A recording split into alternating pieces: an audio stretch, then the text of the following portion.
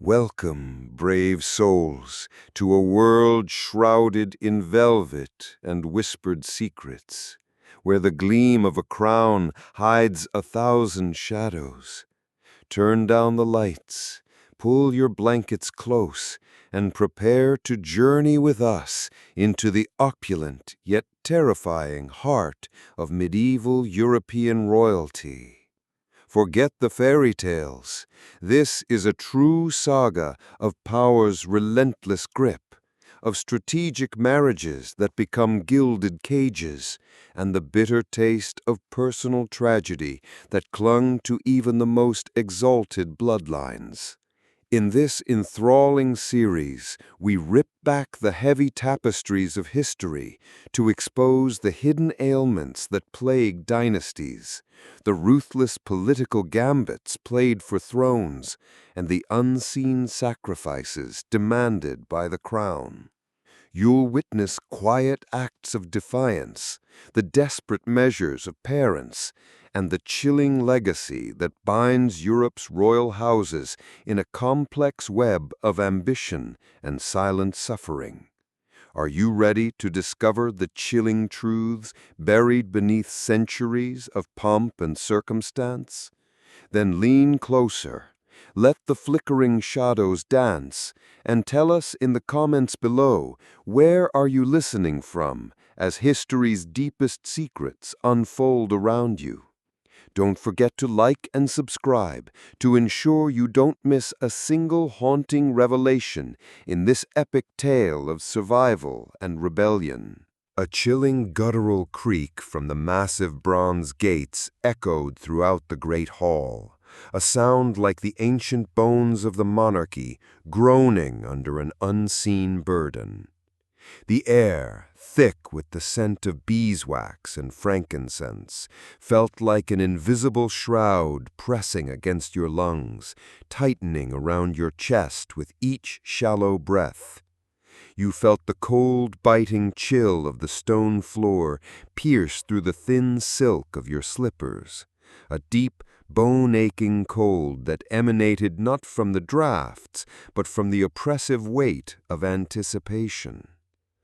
Eyes, sharp as honed blades, sliced across your form, each glance a silent, cutting question about your destiny. From the moment you drew your first breath, people had whispered that your life was never truly your own, but merely a pawn in the thorny game of fate. The heavy velvet cloak draped across your shoulders, shimmering with threads of gold, suddenly felt less like finery and more like a chain, every embroidered stitch a hidden thorn pricking your skin. In the flickering candlelight of the great hall, your gaze snagged on a strange, ethereal marking, a faint symbol like a ghost, half hidden beneath the flaking plaster of an ancient wall. The air, already heavy, now carried an unmistakable undertone of damp rot, a subtle decay that hinted at something putrefying from within, far deeper than mere stone. Every step you took on the resonant stone floor thudded with a heavy cadence, a solemn death knell signaling a predetermined destiny. Royalty, people often said, was a gilded throne, shimmering with false promise, yet concealing a profound curse, each glittering ray of light merely disguising an abyssal depth. You had grown accustomed to the strained smiles, the icy, fleeting grasp of noble hands as they performed their perfunctory bows. But today, these interactions held a darker secret, a malevolent shadow slowly weaving its way into the very fabric of your being. The hush in the hall was profound, yet it wasn't the silence of peace, but of secrets held tight. You often found yourself tracing the intricate patterns on the ancient tapestries, their threads worn smooth by countless passing hands, wondering if they too absorbed the unspoken truths that permeated this place. The faint aroma of decaying wood mixed with the grandeur, a constant olfactory reminder that even the most magnificent structures could harbor hidden corruption. You observed the distant, almost vacant stares of some older relatives, their laughter brittle, their eyes holding a sadness that time could not erase. Their mirth, you sensed, was as thin and fragile as spun glass, ready to shatter at the slightest tremor of truth. Hushed rumors had coiled around you for as long as you can remember. Venomous whispers like persistent, unseen serpents slithering at your feet. The endlessly reiterated tales of marriages devoid of love, of frail royal children who merely flickered into existence for a few brief springs before vanishing like morning mist. You could almost feel the cold breath of those words ghosting down your neck, a chilling, invisible warning. You knew with a certainty that settled deep in your bones that only the ancient Stoic walls of this castle truly knew the entire truth, for they had witnessed too much, absorbed too many forbidden words, yet remained stubbornly, defiantly silent. A profound secret, buried deep beneath the sands of countless ages, lay dormant. And now you stood directly upon its very grave, sensing the faint cold current of its existence rising from the unyielding stone beneath your feet.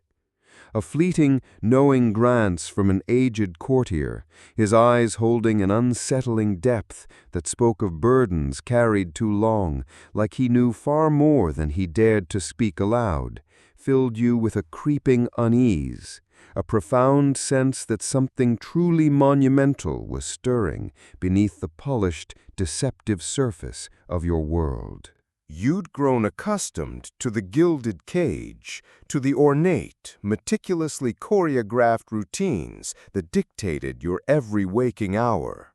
Each morning, the precise, almost ritualistic weight of the silver hairbrush in your hand, the soft rustle of heavy silks as you dressed, the ceremonial sips of lukewarm spiced wine at breakfast, every detail a part of a painstakingly rehearsed dance of duty. Yet, beneath this polished, unblemished exterior, a persistent restlessness festered, a quiet rebellion sparked by the growing, unsettling certainty that something fundamental was gravely amiss within the very foundations of your revered lineage. The insistent coldness of the stones beneath your slippers felt like a constant, chilling reminder of the emotional frigidity that permeated your existence, a stark counterpoint to the supposed warmth and privilege of your noble birth. You often found yourself tracing the intricate, faded patterns on ancient tapestries, seeking some deeper, hidden meaning in their time-worn threads, wondering if they too held stories of lives trapped, suffocated, just like your own. The air, though grand and vast, often carried the faint, lingering scent of decay, subtle yet stubbornly persistent, like old dreams slowly, irrevocably rotting away. You'd always attributed it to the castle's immense age, to the pervasive dampness of its ancient, sprawling foundations, but now a new, far more unsettling thought took root. Perhaps it was the very scent of something dying within the royal line itself, a slow, inevitable decline. The thought, once dismissed as mere fancy, now clung to you with tenacious grip, a persistent burr under your skin. You observed the distant, almost vacant stares of some older relatives, their laughter brittle, their eyes holding a profound, ancient sadness that even the passage of time could not erase. Their expressions, you sensed, were like masks, expertly crafted to hide untold sorrows beneath their regal composure. One evening, during a lavish banquet where the hall was ablaze with the light of thousands of flickering candles, their golden glow reflecting off jeweled goblets and gleaming armor, you noticed it again. the strange symbol. It was etched not just on the high-backed throne, but subtly repeated on the ornate hilt of a ceremonial dagger carried by a distant cousin, a detail so minute it would escape all but the most observant eye. It was an abstract knot, intricate and almost organic in its design, yet undeniably unsettling, like something that writhed with a life of its own. People said it was merely an old family crest, long disused and forgotten. But the older whispers, those that clung to the shadows like stubborn cobwebs, hinted at something far darker, a mark tied to a solemn forgotten vow, or perhaps a curse passed down through generations, festering beneath the surface. Your fingers instinctively brushed against the rich, heavy fabric of your gown, a fleeting, unconscious gesture of defense against the growing internal chill that had nothing to do with the drafts. The castle seemed to breathe around you, its vast stone lungs expanding and contracting with the steady, measured rhythm of the court. You heard the hushed conversations echoing down long corridors, words half caught and twisted by distance, transforming innocuous phrases into tantalizing fragments of ominous prophecy. Too frail, you once overheard, then a necessary evil. You desperately tried to make sense of them, to painstakingly piece together the fragmented mosaic of murmurs into a coherent, comprehensible picture. But it was like trying to grasp smoke with bare hands. The truth, you suspected, was a chameleon, effortlessly changing its colors and forms to perpetually elude your persistent gaze. The grand tapestries that adorned walls depicting valiant hunts and noble battles seemed to mock your internal turmoil with their static perfection, their heroes forever triumphant, while your own agonizing story unfolded in a deafening, silent whisper. You often sought refuge in the castle's sprawling library, a sanctuary where the comforting scent of aged parchment and dry ink offered a different, more contemplative kind of air, heavy with the sheer weight of accumulated knowledge, yet somehow less suffocating than the stifling atmosphere of the royal court. Here, surrounded by forgotten tomes, their pages brittle with age, you would lose yourself in captivating tales of ancient kings and queens, desperately hoping to find a mirror of your own predicament, or perhaps a hidden key to unlock the insidious mysteries that plagued your family's very existence. You ran your fingers over the worn, rough spines of countless books, their Latin titles speaking of forgotten histories and noble lineages, each one a silent, unwavering witness to eras long past. The countless dust motes danced lazily in the shafts of sunlight slicing through the tall, narrow windows, seemingly oblivious to the deep, unsettling secrets that permeated the very stone of this grand, imposing edifice. The silence here was a living thing, heavy with untold stories. Yet even in this quiet, scholarly haven, the persistent whispers found you. A particular volume, its leather binding unusually worn and cracked, would sometimes inexplicably fall open to a page detailing obscure herbal remedies for wasting sicknesses or weakness of the humors, descriptions eerily, unsettlingly similar to the persistent ailments plaguing certain prominent members of your own family. Was this a mere coincidence? A trick of the light and an overactive mind, or a deliberate breadcrumb left by some unseen, knowing hand? The old gods, it seemed, still whispered their ancient warnings through the forgotten dusty texts. You felt the distinct icy draft from the unexpectedly open page, a chill that had nothing to do with the ambient temperature of the room, as if a spectral, unseen hand had deliberately turned the pages for you, guiding your gaze to a forbidden truth. Your position in the royal family, while affording you luxuries beyond the wildest dreams of common folk, was also a relentless, unforgiving observer. Every meal, every stroll in the carefully manicured labyrinthine gardens, every moment spent in company was under constant, unwavering scrutiny. You learned, out of sheer necessity, to read the subtle shifts in expressions, the slight, almost imperceptible tightening around someone's eyes when a certain forbidden name was mentioned, the sudden abrupt change in topic when you approached. This silent language, more potent and revealing than any spoken word, was a constant, unsettling reminder that you lived in a world where secrets were the ultimate currency, and unwavering discretion was the only path to survival. Your very breath felt measured, lest it inadvertently reveal too much, lest it betray the facade. The ornate patterns on your heavy silk sleeves felt less like mere decoration and more like invisible threads tying you ever tighter to an unseen, predetermined destiny. Sometimes, late at night, when the castle finally settled into a deep, creaking, almost mournful silence, you would quietly wander its deserted, echoing corridors.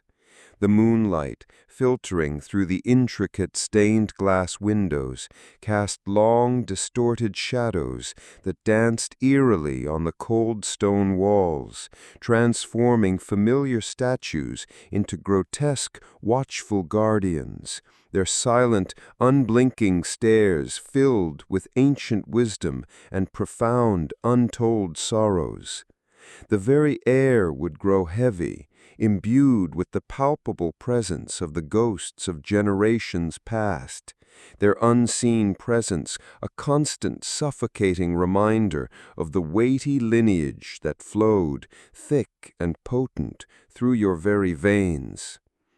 You could almost feel the crushing weight of their expectations, the fleeting glory of their triumphs, and the profound, enduring tragedies pressing down on you from all sides. The castle itself seemed to be a living, breathing archive of whispers and secrets, each ancient stone humming with untold stories, a relentless chorus of the past. It was during one such solitary vigil that you heard it with unmistakable clarity, a faint, almost imperceptible scratching sound, rhythmic and deliberate, emanating from directly behind a forgotten tapestry depicting a faded, forgotten royal wedding. It was not the mere gnawing of rats, but something far more intentional, almost like someone attempting to carve a message into the very stone. Your heart hammered against your ribs, a frantic wild bird desperately trapped within the confines of your chest, struggling for release. You hesitated, your trembling hand reaching out, feeling the coarse, dusty threads of the ancient fabric beneath your fingertips. What lay concealed behind it, you wondered, your mind racing? Another hidden passage? Another long-forgotten chamber, perhaps holding a forbidden truth? Or simply the cruel, deceptive trick of a restless mind in the overwhelming, oppressive quiet? The urge to pull it aside, to ruthlessly tear through the flimsy fabric of illusion, was almost unbearable, a desperate longing for answers. Yet the ingrained caution that had been meticulously instilled in you from a lifetime of royal existence held you back, its grip as strong as any physical restraint. You knew, deep in your soul, that some secrets were meant to remain eternally buried, their unearthing capable of toppling not just individuals, but entire, ancient kingdoms. The very concept of royal secrets was a profound paradox, truths hidden in plain sight, yet utterly invisible to those who lacked the discerning eyes to see them, or the unwavering courage to actively seek them out. You took a deep, shuddering breath, the air filling your lungs with the musty scent of aged dust and the heavy, unspoken weight of countless truths. The castle breathed with you, its ancient stones seemingly holding their very breath in anticipation, a silent, knowing accomplice. This story, you realized with a chilling clarity, was not merely about history.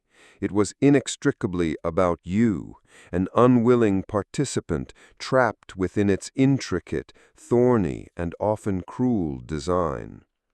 The unknown, you now fully acknowledged, was a powerful, relentless current threatening to pull you under into its dark depths. You could almost taste the fear, sharp and metallic on your tongue, a tangible sensation. The faint, ethereal light of dawn began to creep through the distant windows, painting the edges of the oppressive shadows with pale, hopeful hues. But the profound darkness within the castle's ancient heart and within the expanding labyrinth of your understanding remained unyielding and utterly profound. This was merely the precipice of your journey, and you knew, with a certainty that chilled you to the very bone, that the whispers were only growing louder, more insistent. The pronouncement fell like a guillotine blade, severing the last fragile thread of your childhood dreams. You stood before your parents, their faces carved from stone, as the Grand Chancellor, his voice resonating with the hollow authority of ancient decrees, announced your betrothal. Your throat went dry, as if every ounce of emotion had been forcibly siphoned from your very being by this cold, unequivocal declaration.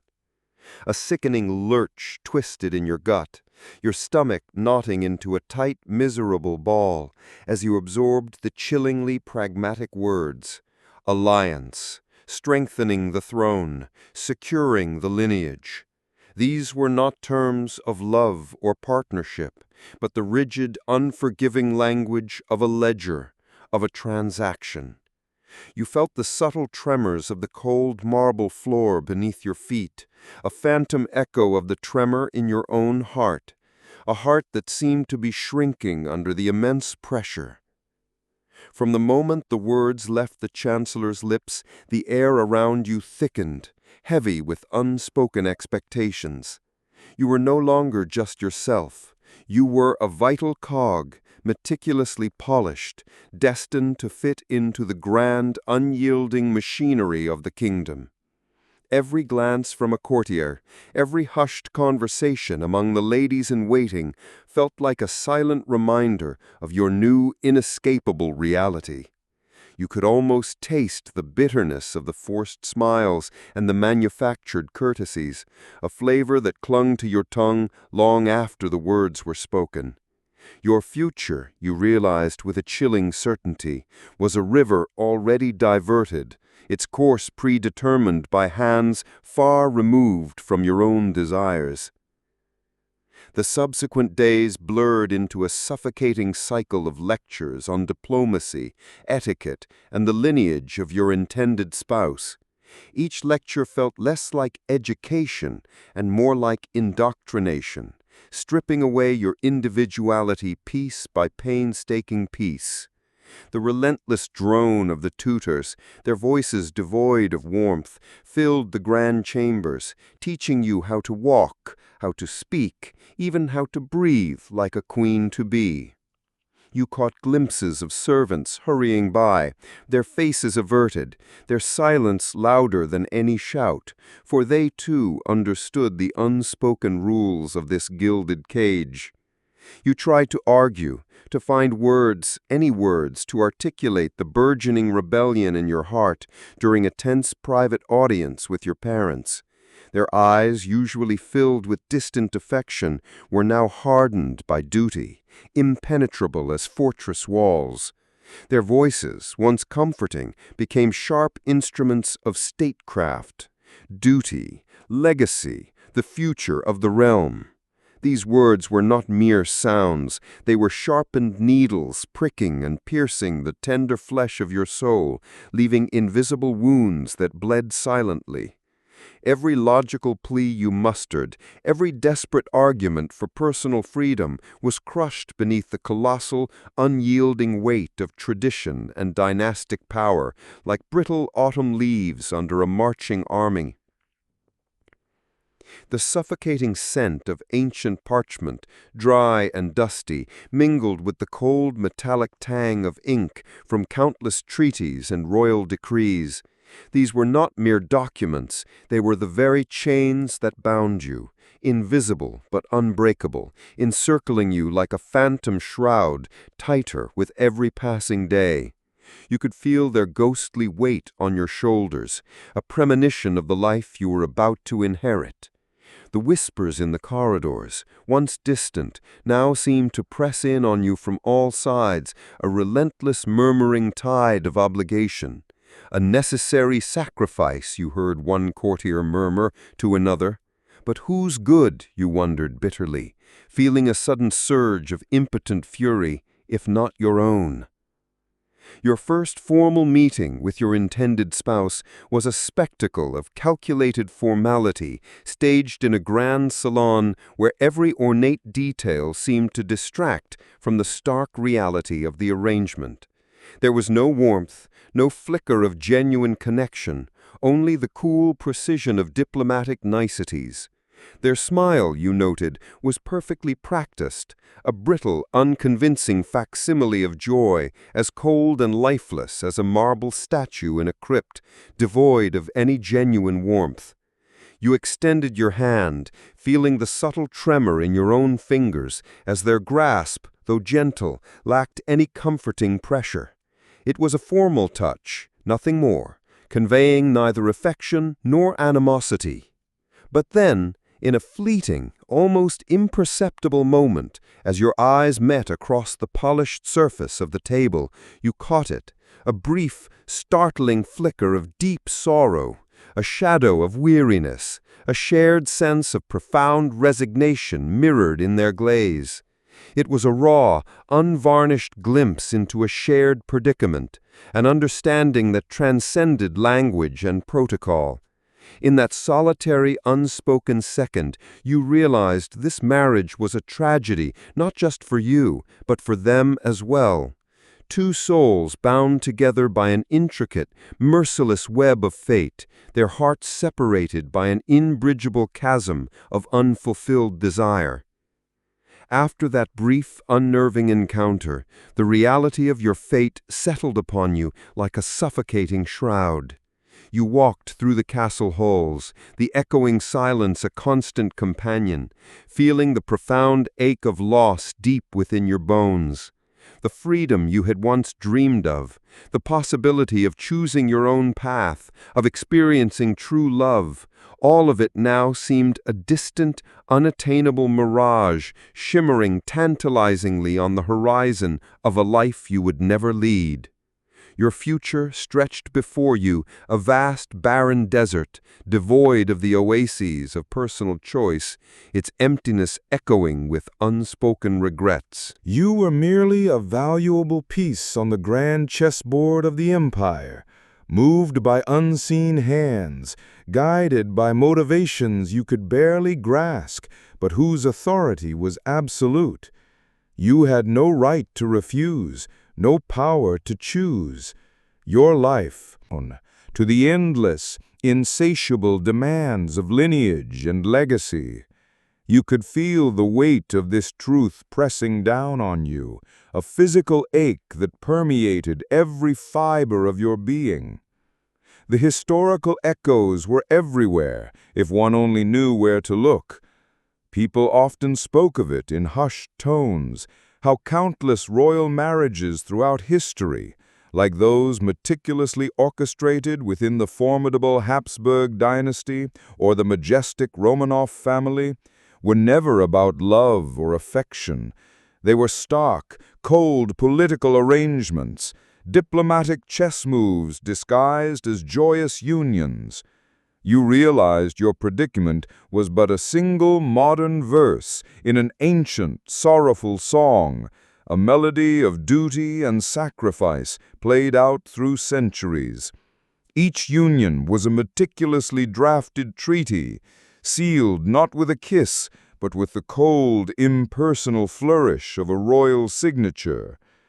You would walk past the ancestral portraits lining the long gallery, their painted eyes following your every move, the stern visages of long-dead kings, the resigned expressions of forgotten queens.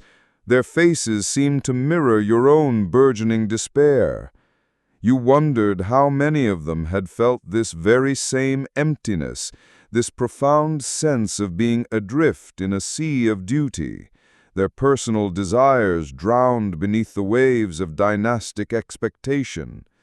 The scent of aging oil paint and decaying canvas filled your nostrils, a melancholy perfume of lives lived under the weight of the crown.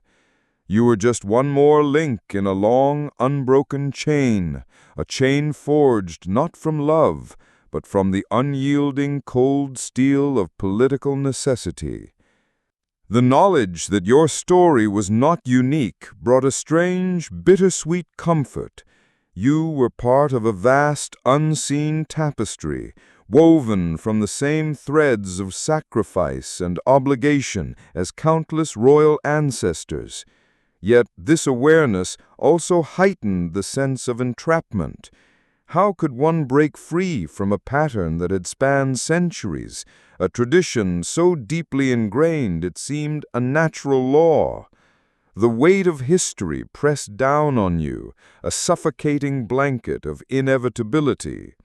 You yearned for a breath of fresh air, a moment when the heavy scent of beeswax and cold ambition wouldn't cling to every garment, to every thought. As the days dwindled toward the wedding, the preparations became a whirlwind, a blur of lavish fabrics, glittering jewels, and whispered protocols. You were a doll, dressed and undressed, adorned and styled, every detail designed to present an image of perfection, of joyous consent. But beneath the layers of silk and embroidery, you felt your true self shrinking, fading, a flickering candle flame struggling against unrelentless, unseen gale. The touch of the seamstresses was impersonal, their murmurs about the magnificence of your gown echoing hollowly in your ears. The world outside your royal chambers seemed to recede, becoming a muffled echo. You heard the distant sounds of common life, the distant shouts of street vendors, the laughter of children playing in the courtyards, sounds of a freedom you could only dream of. These everyday noises, once unnoticed, now served as poignant reminders of the simple existence denied to you. Your life, you realized, was a meticulously crafted prison of gold, its bars invisible but unbreakable. You would often stand at the high arched windows, gazing out at the sprawling castle grounds, the world beyond its walls. The peasants toiled in the fields, their lives simple, perhaps harsh, but free. They married for love, or at least for companionship, their choices not dictated by alliances or bloodlines. A profound yearning, sharp and aching, welled up within you. You pressed your forehead against the cold stone of the window frame. the chill a welcome contrast to the internal heat of your despair. The scent of blooming roses from the formal gardens below wafted up, a cruel mockery of the beauty and passion absent from your own impending union. You watched birds flit freely from tree to tree, their wings unfettered, their songs untainted by political machinations. Their effortless flight was a silent, aching testament to the liberty you would never know. This was your destiny, a life of duty, stripped bare of personal joy, offered up as a sacrifice on the altar of the crown. And you, a precious pawn, had no choice but to play your part in this relentless, thorny game of thrones. Your journey, you knew, had just truly begun. The royal bedchamber was not a sanctuary. It was a vast, echoing space, draped in tapestries that absorbed sound and warmth, leaving only a pervasive chill.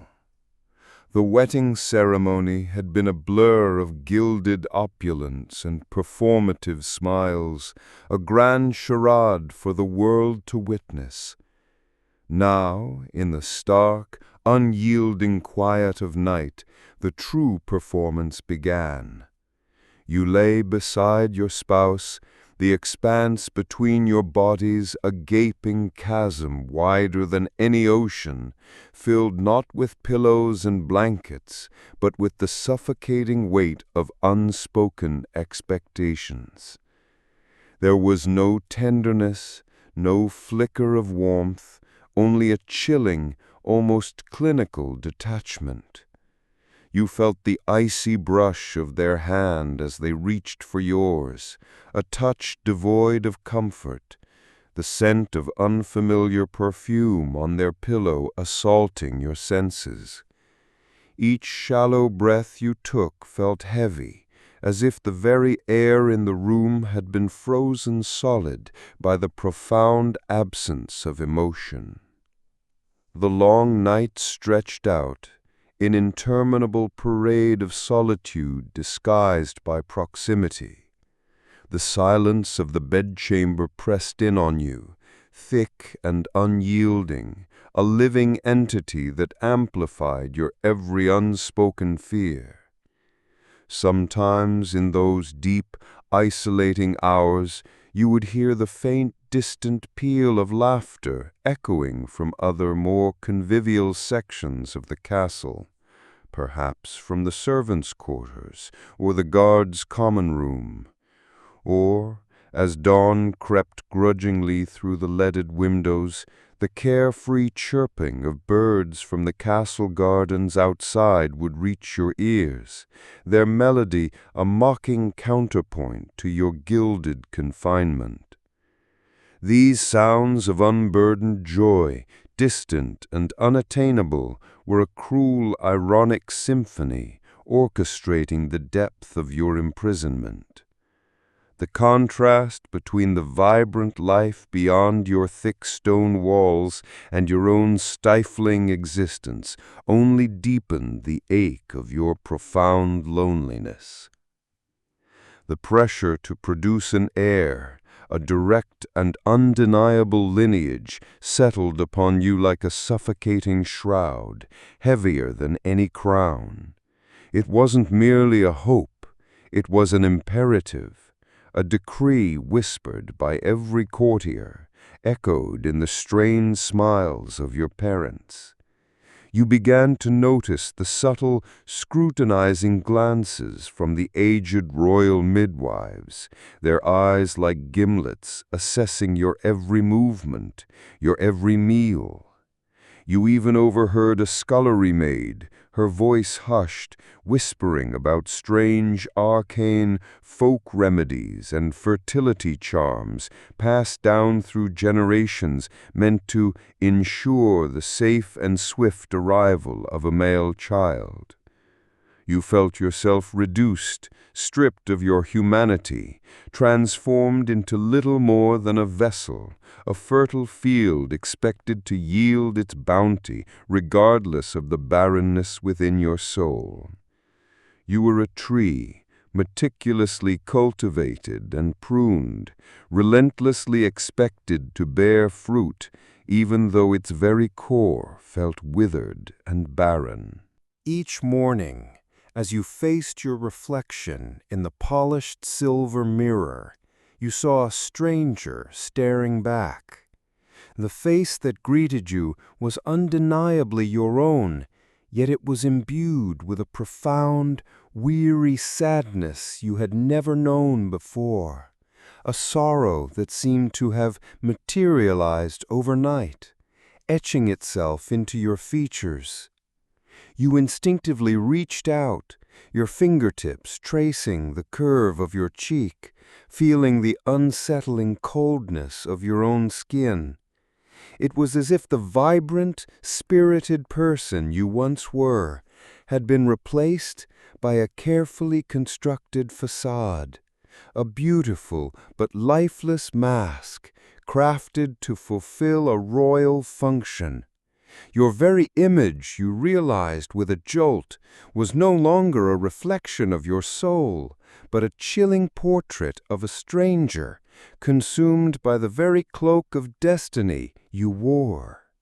The royal bedchamber held its own lexicon of unspoken truths, its walls privy to the most intimate yet profoundly impersonal moments of your life. It was here that you began to truly understand the whispered secrets of the bedchamber, tales of other royal marriages, echoes of your own desolate reality. People said that many royal couples, bound by treaties and bloodlines, met only to perform their duty, their bodies joining while their spirits remained miles apart, dwelling in separate, solitary worlds. After the cold, perfunctory act was done, they often retreated into their individual existences, their lives becoming parallel lines that never truly intersected. The grand four-poster bed, adorned with the finest silks and velvets, was not a shared haven, but a stage for a chilling charade, where intimacy was a mere performance, devoid of genuine connection. You thought of the countless queens who had occupied this very chamber before you, their destinies mirroring your own. Had they too felt this crushing loneliness, this profound emptiness despite the physical presence of another? You pictured them, their eyes wide and sleepless in the vast darkness, counting the ornate carvings on the ceiling or tracing the patterns on the silken hangings, searching for a distraction from the uncomfortable proximity of a stranger and the crushing weight of their role. The air seemed to hum with their silent laments, their unresolved desires, their unfulfilled passions, all trapped within these ancient stone walls. The scent of their long-faded perfumes seemed to linger, ghosts of perfumed sorrow in the cold night air. The castle buzzed with the unseen machinations of the court, a constant, low hum beneath the surface of grand balls and diplomatic receptions. Every whispered conversation among the ladies in waiting, every subtle glance exchanged between courtiers, seemed to center on your progress. The pressure was palpable, a suffocating blanket woven from expectations of progeny. You began to dread the brief, formal interactions, the empty pleasantries that always seemed to circle back to the hope of an heir. Your womb, you realized with a bitter taste in your mouth, was now an extension of the throne, a potential vessel for the crown's future, rather than a part of your own being. Sometimes, in a desperate attempt to escape the suffocating reality of your nights, you would rise from the vast, cold bed and walk to the window. The moonlight, silvering the distant towers and illuminating the sprawling gardens, offered a momentary reprieve. You imagined stepping out, shedding the heavy weight of your royal robes, and simply walking away, disappearing into the anonymous night. But the thought was fleeting, a fragile fantasy that shattered against the impenetrable walls of your duty. You were a prisoner, albeit one adorned in gold and velvet, and the keys to your cage were held by tradition, by lineage, by the very power that defined you. You heard the distant cries of night creatures, the rustle of leaves in the wind, sounds of a world unburdened by crowns and succession. These raw, untamed noises felt incredibly alien to your meticulously curated existence. They were the sounds of freedom, of wild, uninhibited life, a stark contrast to the sterile, calculated existence you now led. The natural world, vibrant and untamed, served as a cruel, constant reminder of the wild spirit that once resided within you, now slowly suffocating under the weight of your destiny. You closed your eyes, trying to block out the intrusive sounds, to block out the stark reality of your situation. But the silence within the chamber was even more deafening. The weight of the crown, you now understood, extended far beyond the visible gold and jewels. It pressed down on your heart, stifling any nascent emotion, and coiled around your very spirit, choking the life out of joy, passion, and genuine connection. Your marriage was a contract, a political maneuver, nothing more. And in this cold exchange, the warmth of human intimacy had been meticulously sacrificed on the altar of power. You would perform your duty, you resolved, your resolve hardening like the ancient stone around you. But your heart, you vowed, would remain inviolable, a small, defiant flame flickering in the vast, cold darkness of your royal prison. The path ahead, you knew, was paved with duty, but your soul would walk a different, solitary road. The grand journey of this story continued, each step revealing a deeper layer of the sacrifices made in the name of the crown. A high-pitched, fragile cry tore through the deceptive morning quiet, shattering the very silence of the palace like brittle glass. It wasn't the robust wail of a healthy infant, but a thin, almost ghostly sound, a tiny blade of misery that pierced the thick velvet silence of the palace, carving out a space for dread. Your heart lurched, a leaden weight in your chest, as you instinctively knew this fragile sound signaled not a joyous arrival, but another cruel twist in your family's grim tapestry of existence. You saw the frantic, hushed movements of the wet nurses, their faces pale as parchment, and the grim, resigned expressions of the older ladies in waiting, their eyes stubbornly refusing to meet yours, as if avoiding a mirror of their own fears. This was the birth you had been implicitly warned about, a new addition to the royal family, yet already it bore the telltale signs of a deeper, insidious malaise, a silent, chilling premonition of irreversible decay. The very air seemed to thicken with unspoken anxieties, each breath feeling like swallowing cold ash, heavy with the weight of impending doom. You heard the hurried whispers, a serpent's hiss slithering through the gilded corridors as news of the newborn's terrifying condition spread like wildfire. Too small, they murmured, too weak, and, most chillingly, eyes that do not truly see. Later, you would be granted a brief, horrifying glimpse, a privilege that felt more like a punishment. The infant, swaddled in finest lace, was shockingly diminutive, its face a pale, translucent blue-white, its tiny eyes wide and unfocused, devoid of the vibrant spark of nascent life. Its minute hands, no bigger than rosebuds, trembled uncontrollably, unable to grasp even the softest silk. This was no innocent child. This was a living, breathing testament to a silent curse, a fragile, living monument to the kingdom's deepest, most guarded secret. These haunting images, once abstract fears whispered in shadows, now seared themselves into your mind, indelible stains upon the meticulously crafted, perfect portrait of your dynasty. The child, a distant cousin's offspring, became a spectral presence within the palace walls, rarely seen in public, often alluded to only in hushed, sympathetic tones. Its very existence was a constant, unsettling reminder of the profound, hidden flaws within the royal lineage. You would sometimes catch a fleeting glimpse of it, being carried through a quiet, forgotten corridor by a grim-faced nurse, its tiny form too still, too small for its chronological age.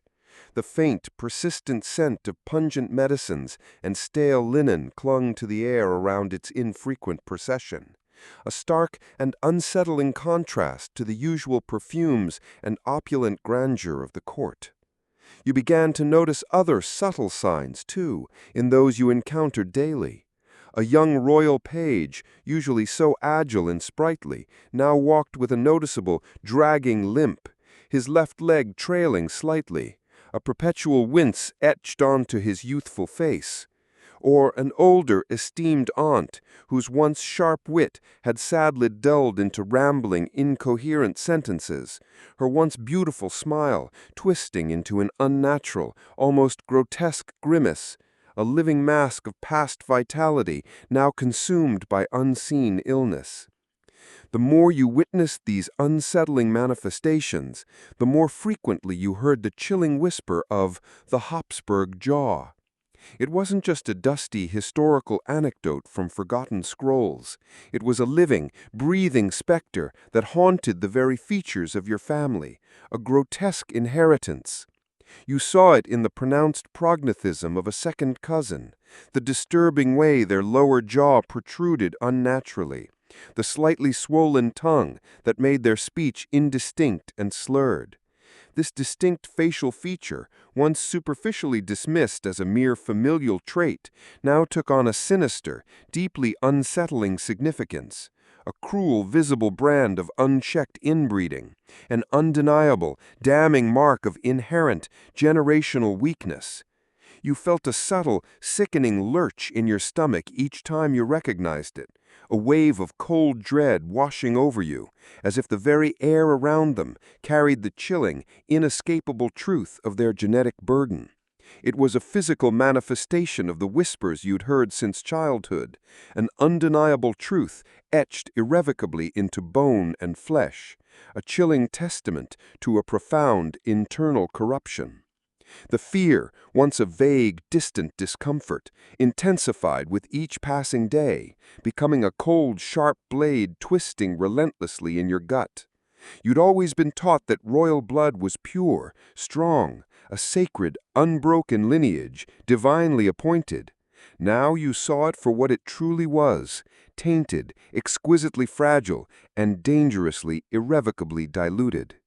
You walked through the long, echoing corridors, and the very stones themselves seemed to whisper the word Habsburg, a chilling, mournful mantra of decay and decline.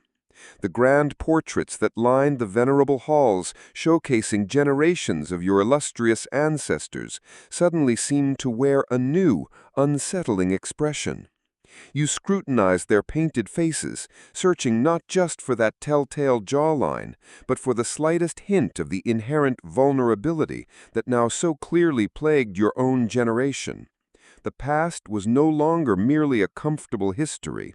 It was a haunting, stark premonition, a chilling blueprint of your lineage's inevitable tragic decline.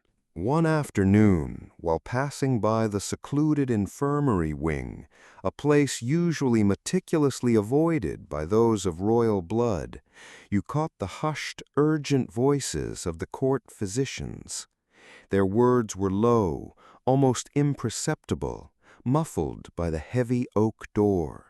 But the chilling snippets you caught were enough to send shivers down your spine. Uncommon fever, blood thinning inexplicably, a mystery of the humors. You pressed yourself against the cold, unforgiving stone wall, listening intently, your heart thumping against your ribs like a frantic drum, echoing the urgency in their tones. You heard the subtle rustle of medicinal herbs being prepared, the faint metallic clinking of glass vials, and then a phrase that sent a truly profound shiver down your spine: the forbidden remedies. It implied a desperate secret search for cures beyond accepted medical knowledge, a testament to the baffling, intractable nature of the royal ailments, a last resort. Their hushed tones were like the stealthy shadows of conspirators, clinging to forbidden, dangerous knowledge. You could almost taste the fear in their voices, a bitter, palpable tang of desperation. One physician, his voice barely a whisper, mentioned the dire consequences for the throne if the succession remains weak, hinting at opportunistic interventions from rival powers, sharks circling a wounded prey. Later, you overheard two older ladies-in-waiting, their voices barely audible, steeped in a blend of pity and grim acceptance, discussing a particularly frail young princess. "It is a peculiar malaise," she whispered, her voice heavy with sorrow. "Like the very life force drains from them, leaving but a hollow shell." The other sighed, a sound heavy with resignation and unspoken grief. "Some things are simply beyond the physician's skill, a malady of the blood, they say. Perhaps it is simply the crushing burden of too much lineage, too tightly woven, a tapestry of fate unraveling from within." You sensed their profound unease, their subtle avoidance of direct eye contact whenever these taboo topics arose, as if the mere mention of it could invite further misfortune directly upon their own heads. The air in the usually bustling palace now seemed imbued with a new unsettling tension, a pervasive sense of dread that permeated every corner, every conversation. You frequently observed the mother of that frail infant, your distant cousin. Her initial shock had morphed into a quiet, profound despair, a ghost that clung to her like a second skin. You would sometimes see her in the royal nursery, not cooing over her child, but simply standing by the crib, her shoulders slumped, her gaze fixed and vacant. There was no public display of anguish, only a silent, all-consuming sorrow that seemed to drain the color from her face, leaving it pale and drawn. Her hand, once steady and elegant, now trembling uncontrollably as she reached out to gently touch her child's cheek, a touch of agonizing tenderness. The nurses whispered amongst themselves about the endless futile experiments, the countless treatments she allowed her child to endure, her desperate attempts to defy a fate that seemed inevitable. Her eyes, once bright with youthful dreams, were now like desolate pools reflecting only the depths of her fear, a premonition of your own potential future. The faint, cloying scent of potent exotic medicine, mingling with the stale odor of lingering illness and the persistent musky dampness of ancient stone, seemed to permeate the very air in the forbidden hallways of the infirmary wing. This wasn't merely the smell of sickness, it was the unsettling, nauseating aroma of slow decay, a deep-seated, insidious rot that seemed to emanate directly from the very heart of the royal family itself. It was the smell of secrets, of ailments too shameful to acknowledge openly, too devastating to contemplate, too terrifying to confront. The palace, once a grand bastion of impenetrable power, now felt less like a regal residence and more like a vast, opulent tomb, its living inhabitants slowly, inexorably succumbing to an invisible, inherited plague. The unsettling conversations, the subtle yet undeniable physical deformities you now recognized in so many faces, the overwhelming sense of vulnerability and impending doom within your own family, all of these disparate observations coalesced into a single, terrifying question that hammered incessantly at the very gates of your mind. Was this a curse? A malevolent ancient force passed down through generations, inexorably tightening its cruel, invisible grip. This wasn't the kind of curse whispered about in old wives' tales around a peasant's hearth. This was something far more insidious, something rooted in the very essence of your being, in the sacred yet now seemingly poisoned royal blood that coursed sluggish and heavy through your veins. The purity that had been so fiercely guarded, so proudly proclaimed for centuries, now felt like the very source of contamination, a genetic time bomb waiting to explode. A profound secret, it seemed, had been buried deep beneath the sands of time, and its bitter fruit was finally ripening. The notion of a curse, of an inherited blight, began to haunt your every waking hour, a chilling whisper in the deepest, most vulnerable recesses of your mind. You would sit at your dressing table, bathed in the soft morning light, tracing the contours of your own face, searching with agonizing intensity for any subtle sign, any nascent deformity that might be subtly emerging.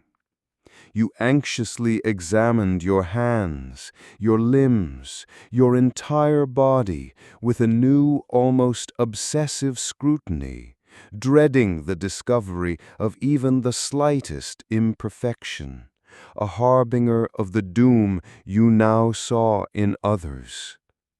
Every minor ache, every passing fatigue, every fleeting moment of weakness took on a terrifying new significance, each tiny symptom magnified into a potential, horrifying harbinger of hereditary doom, a ghost of a future you vehemently rejected.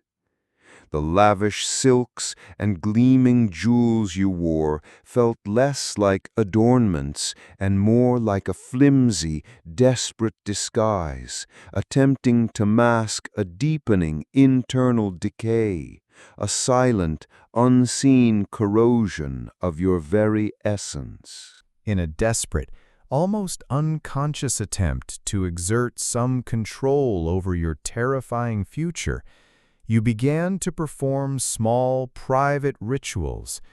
You avoided a certain type of rich, spiced meat, rumored to be unsuitable for delicate constitutions, even though it was a palace delicacy. You would secretly seek out old, forbidden books on folk medicine from the castle's forgotten corners, their pages brittle and smelling of forgotten remedies, hoping to find some antidote, some charm against the inevitable. There was a moment, a fleeting, desperate impulse to confide in a trusted attendant, to seek solace, but the words caught in your throat. The deep-seated fear of revealing too much, of exposing this terrifying secret, was a padlock on your lips. You knew that these unsettling whispers, the very ones that had followed you since childhood, would only become a roaring fire if you spoke aloud. You often dreamt of it, too. Nightmares of infants with ancient, distorted faces, their eyes hollow and pleading, of spectral figures with elongated jaws reaching for you in the darkness, their movements slow and agonizing, their voices a cacophony of sorrow. You would wake in a cold sweat, the images vivid and terrifying, the smell of damp earth and decay clinging to your senses, as if you had just risen from a shallow, unmarked grave. The fear had become a relentless shadow, a silent, chilling companion that clung to you even in your deepest slumber, its tendrils wrapping around your very heart.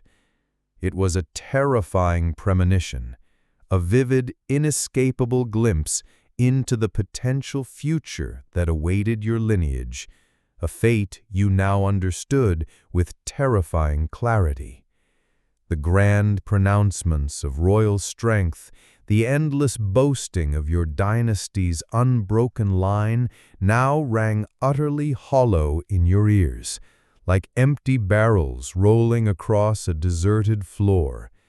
You saw the profound fragility beneath the gleaming facade, the impending collapse hidden by centuries of intricate ceremony and carefully constructed powerful alliances.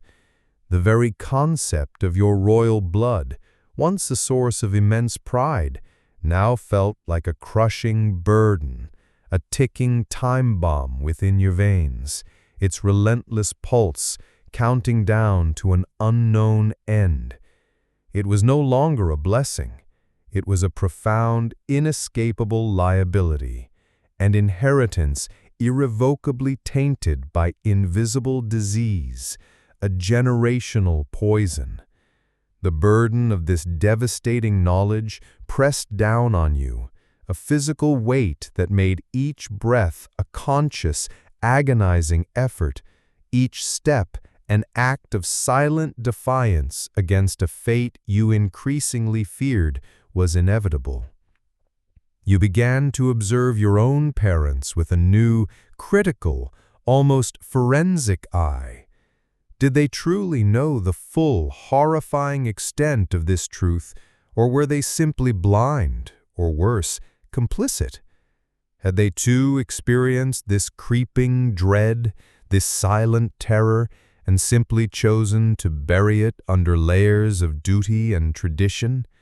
You vividly recalled scattered moments from your past, a fleeting, unreadable glance exchanged between them when a certain fragile relative was mentioned, a strained silence that hung in the air after an unexpected, hushed conversation, or a sudden, unexplained decision they made that now, under the harsh light of this new truth, could be horrifyingly reinterpreted.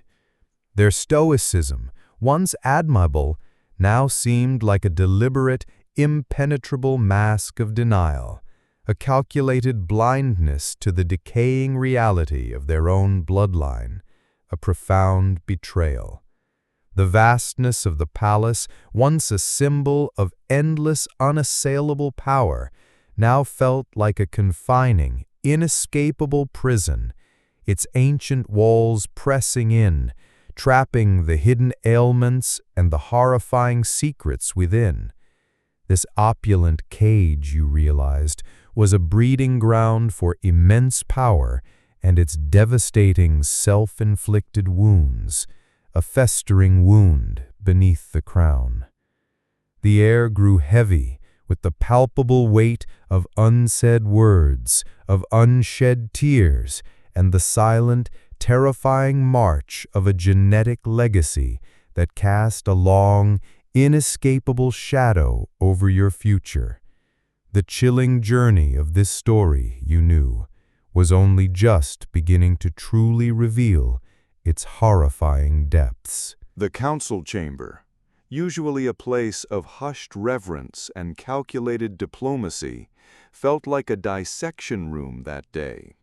Each word uttered a scalpel incision into your very soul, laying bare the raw beating heart of the crown's cruelty.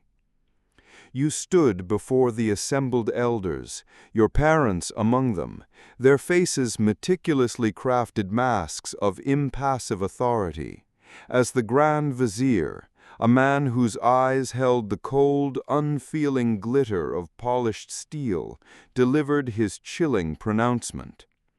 His words, ostensibly about lineage and stability, were in truth a brutal, unvarnished justification for the insidious suffering you had witnessed firsthand. His voice, smooth and deceptively calm as a river stone, carved away the last fragile vestiges of your innocence.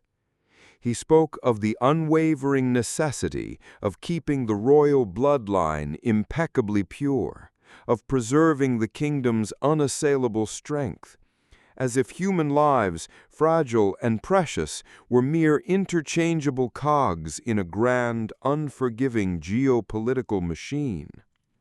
Your breath hitched, a silent, strangled gasp trapped desperately in your throat, as you felt the overwhelming, crushing weight of their chilling, undeniable logic pressing down on you, suffocating the very air from your lungs.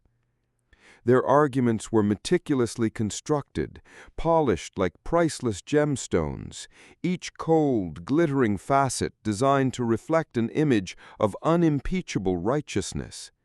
They spoke with profound conviction of the protection of ancestral lands stretching back millennia, and the undiluted sacred power of the crown, as if a few deformed children, fragile and broken, were a small, acceptable sacrifice for the seamless, eternal continuity of a mighty dynasty. These were not just empty words. They were sharpened blades of rhetoric, honed to a terrifying edge, expertly slicing away at your moral compass, leaving it shattered and bleeding. You caught your mother's eye, searching desperately for a flicker of doubt, a hint of genuine human warmth, a spark of the woman who had cradled you, but found only a resolute, distant gaze, hardened by years of unforgiving duty, as impenetrable as ancient fortress walls.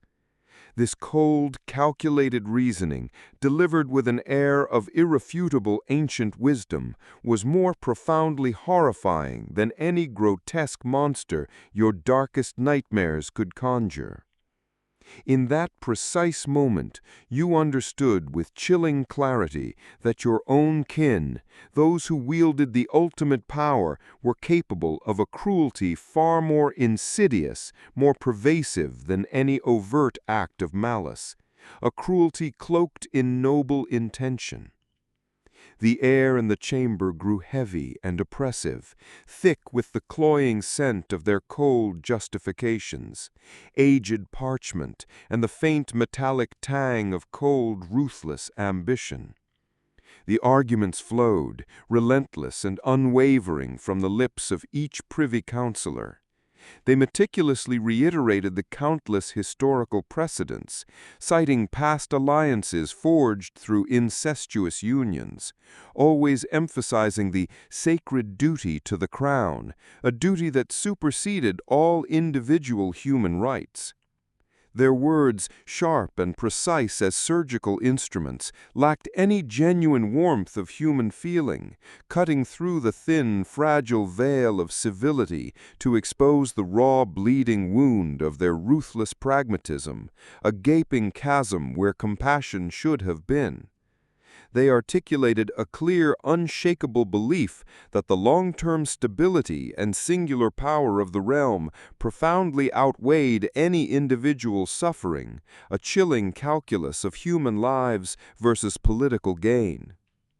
As they spoke of the glorious future of the kingdom in such high, lofty, and self-serving tones, your gaze instinctively drifted to the faces of others within the court. You saw a distant relative, a young man who moved with a pronounced dragging limp, his forced smile an unsettling asymmetrical twist on his face, a grotesque, living testament to the genetic lottery gone horribly, irreversibly wrong. You thought of the frail infants whose initial cry of misery still haunted your deepest dreams, its pale, translucent face a constant aching reminder of the devastating physical cost of their rhetoric, a silent accusation. These were the silent suffering victims, the living, breathing evidence of the monstrous price paid for their so-called purity. They were not merely unfortunate individuals to be pitied. They were unwilling, innocent sacrifices on the unholy altar of power, their lives traded for the crown's perceived, yet ultimately hollow strength. You felt a wave of profound nausea, cold and acidic, wash over you, the grand hall suddenly seeming to tilt precariously, threatening to swallow you whole into its abyss of moral compromise. The realization hit you with the force of a physical blow, a sudden concussive impact. These individuals, your own flesh and blood, were not seen as people deserving of health or happiness, of normal lives, but as mere tools of ambition. Their genetic makeup meticulously manipulated, their very existence a means to a cold, calculated end. This was the brutal, unvarnished truth lurking just beneath the opulent, shimmering facade of royalty, a rotting core hidden by glittering gold. The chilling wind of profound betrayal and utter naked selfishness seemed to sweep through the chamber, raising goosebumps on your arms, a palpable coldness that permeated your very bones, freezing your blood. You clenched your fists so tightly your fingernails dug deep into the tender flesh of your palms, the sharp, self-inflicted pain a desperate anchor against the surging tide of uncontrolled fury and profound revulsion that threatened to overwhelm your senses. A crushing moral burden settled instantly on your shoulders, heavy as a funeral shroud, as you fully grasped the sickening, undeniable truth of their actions. A chilling question echoed relentlessly in the cavernous expanse of your mind, a tormenting, unanswered refrain. Should you simply accept this as an unchangeable, divine inevitability? Should you merely bow your head, as so many forgotten queens before you had, and allow yourself to become another silent, complicit link in this agonizing chain of calculated cruelty? Or could you, even in the deepest, most rebellious corners of your thought, dare to rebel against this merciless duty, this brutal tradition that relentlessly sacrificed innocence on the merciless altar of power? This stark, unvarnished truth struck your chest like a massive stone slab, pinning you down, suffocating you, making each breath a monumental, agonizing effort. The air in the opulent chamber seemed to grow thin, choked by the sheer density of their unspoken horrors, their calculated indifference. You tried to speak, a desperate, nascent protest forming on your lips. Your gaze locked onto your father, the king, his eyes as cold and unyielding as the winter sky. You opened your mouth, a raw, accusing word trembling on your tongue, perhaps to point at the shuffling, ailing courtier nearby, a living embodiment of their cruelty. But then your father's gaze sharpened, piercing you like an icy spear, and the Grand Vizier let out a subtle, almost imperceptible cough, a dry, deliberate sound that resonated like a thunderclap in the oppressive silence. The message was clear, chillingly absolute. Your words died in your throat, a cry of defiance strangled before it could ever escape. Instead, you held your mother's gaze, your eyes blazing with unshed tears and unspoken accusation, a silent denunciation of her complicity, of her acceptance. For a fleeting moment, her perfectly composed mask seemed to crack, her eyes wavering, and she turned away, her head bowed almost imperceptibly, unable to meet the raw, bleeding truth in your stare. The silence that followed was not empty. It was heavy with the weight of unspoken anguish and suppressed rebellion. One by one, the other council members took their turn, each presenting a distinct facet of this horrifying necessity. The old Duke of Valois, his face lined with centuries of strategic thinking, spoke of external threats, of cunning foreign powers eagerly awaiting any sign of weakness in the bloodline, ready to pounce like hungry wolves. Then came the Archbishop, his voice resonating with false piety, pontificating on the divine right of kings and the sacred, unbroken continuity of the royal line, implying that any deviation was an affront to God himself. Finally, the treasurer, a man whose mind was clearly built for ledgers and figures, articulated the economic stability that stemmed from keeping wealth and territory meticulously within the royal family, untouched by outside influence. Their arguments formed a chilling, multifaceted prism, refracting the cruel light of their logic onto your shattered moral landscape. You realized with a horrifying clarity that the Archbishop was the one who truly believed his own rhetoric, his eyes gleaming with a thematicism that chilled you more than the vizier's cold calculation. As their voices droned on, their words blurring into a suffocating tapestry of justification, specific, haunting images began to flash, unbidden, through your mind, a rapid-fire sequence of ancestral agony. You saw the gaunt, ravaged face of a distant queen after yet another failed birth, her eyes hollow with unimaginable grief. You pictured a small, malformed royal child, whispered to be touched by the fairies, kept hidden away in a forgotten tower, its cries muffled by thick stone walls. You heard the hushed, terrified murmurs about a mad king, whose erratic, violent behavior was, you now understood, simply another manifestation of the genetic flaw, a mind broken by inherited weakness. These are the truths, you realized, of a secret buried deep beneath the sands of time, now rising to haunt your present. These fragmented, horrifying memories of your ancestors, once distant echoes, now intertwined with your own burgeoning despair, making the historical precedents chillingly, personally real. The council session finally ended, leaving you drained, hollowed out. You retreated to your private chambers, the opulent furnishings now feeling like the walls of a beautifully crafted prison.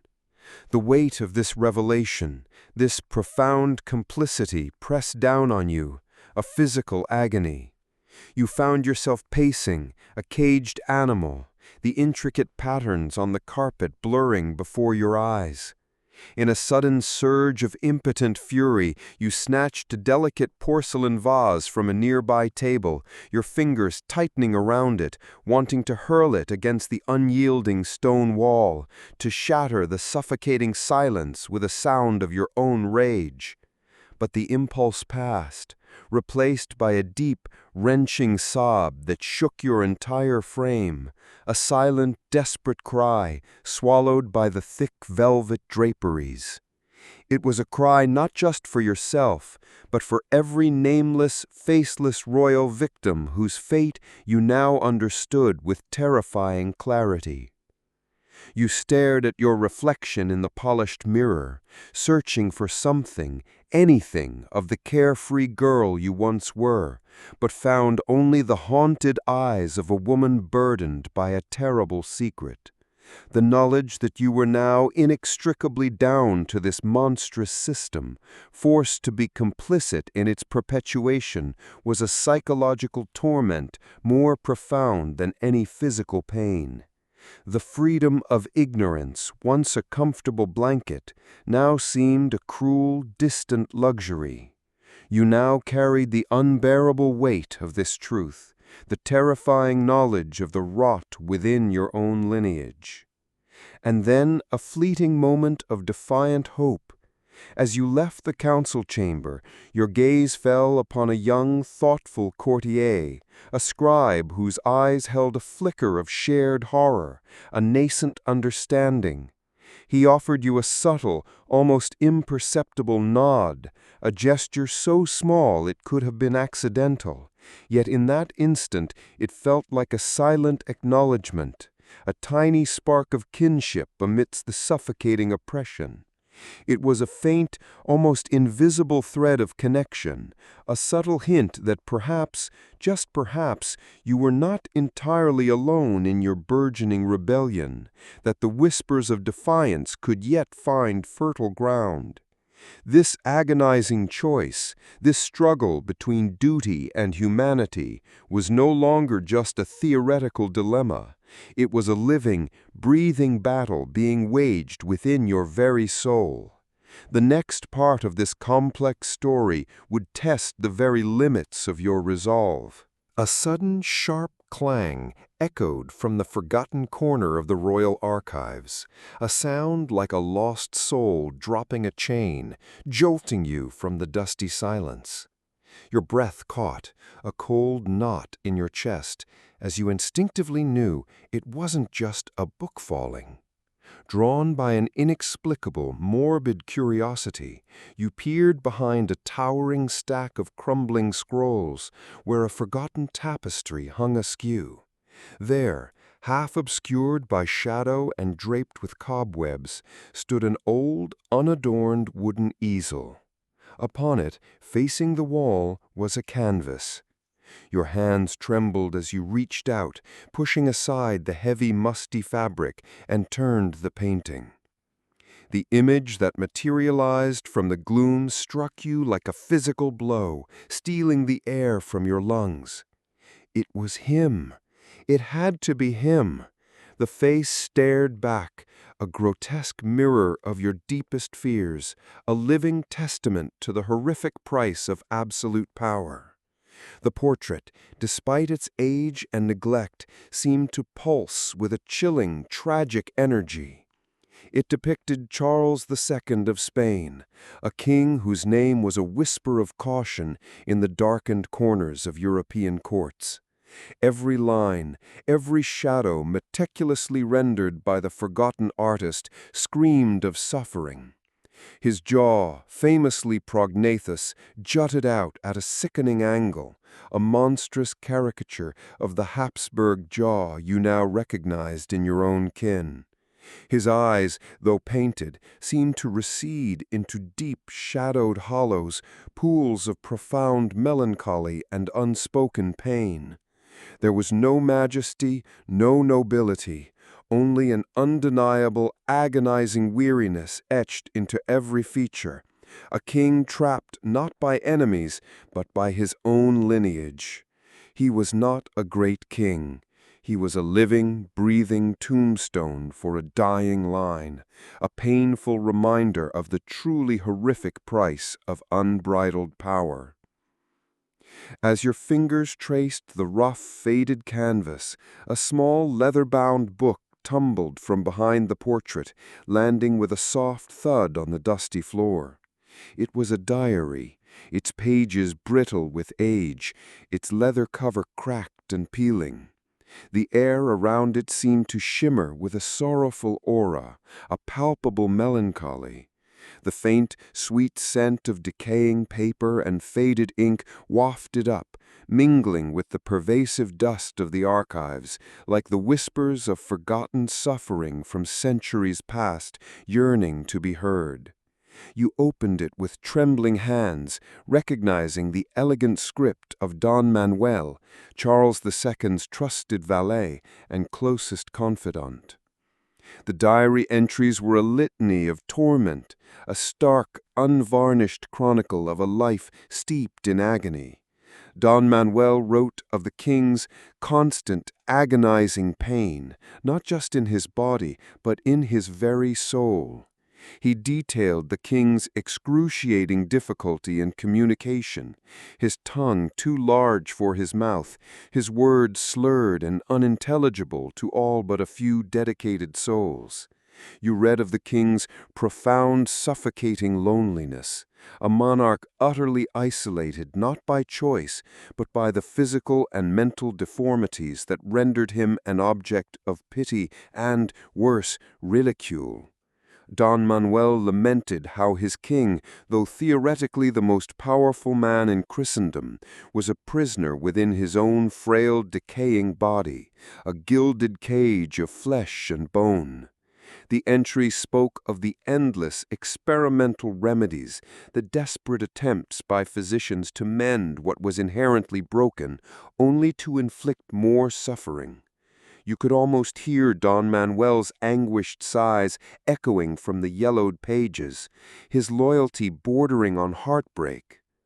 As you read, the very air in the archive seemed to grow colder, a sudden icy gust of wind that had no discernible source sweeping through the confined space. It was not merely the damp chill of old stone. It was a profound spiritual coldness, as if the tormented spirit of Charles II himself had manifested, a ghostly presence lingering amidst the echoes of his sorrow. You found yourself listening, straining your ears in the profound silence, and then you heard it. A faint, yet unmistakably heavy, rasping cough somewhere in the shadowed depths of the room, a sound so visceral, so burdened with suffering that it made the hairs on your arms stand on end. You couldn't identify its exact source.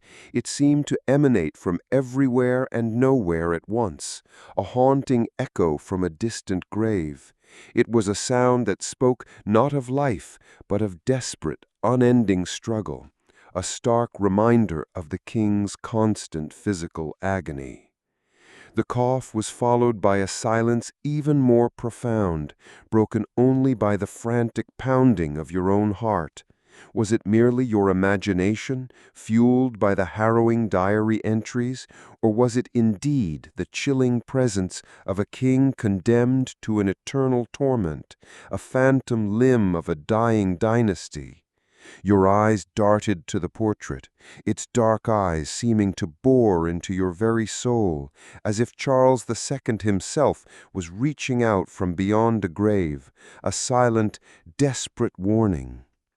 The distant, mournful tolling of a funeral bell, echoing from a forgotten past, resonated through the ancient stones of the castle, a sound that now felt less like a general lament and more like a personal elegy for an entire dying line, a chilling omen for your own future.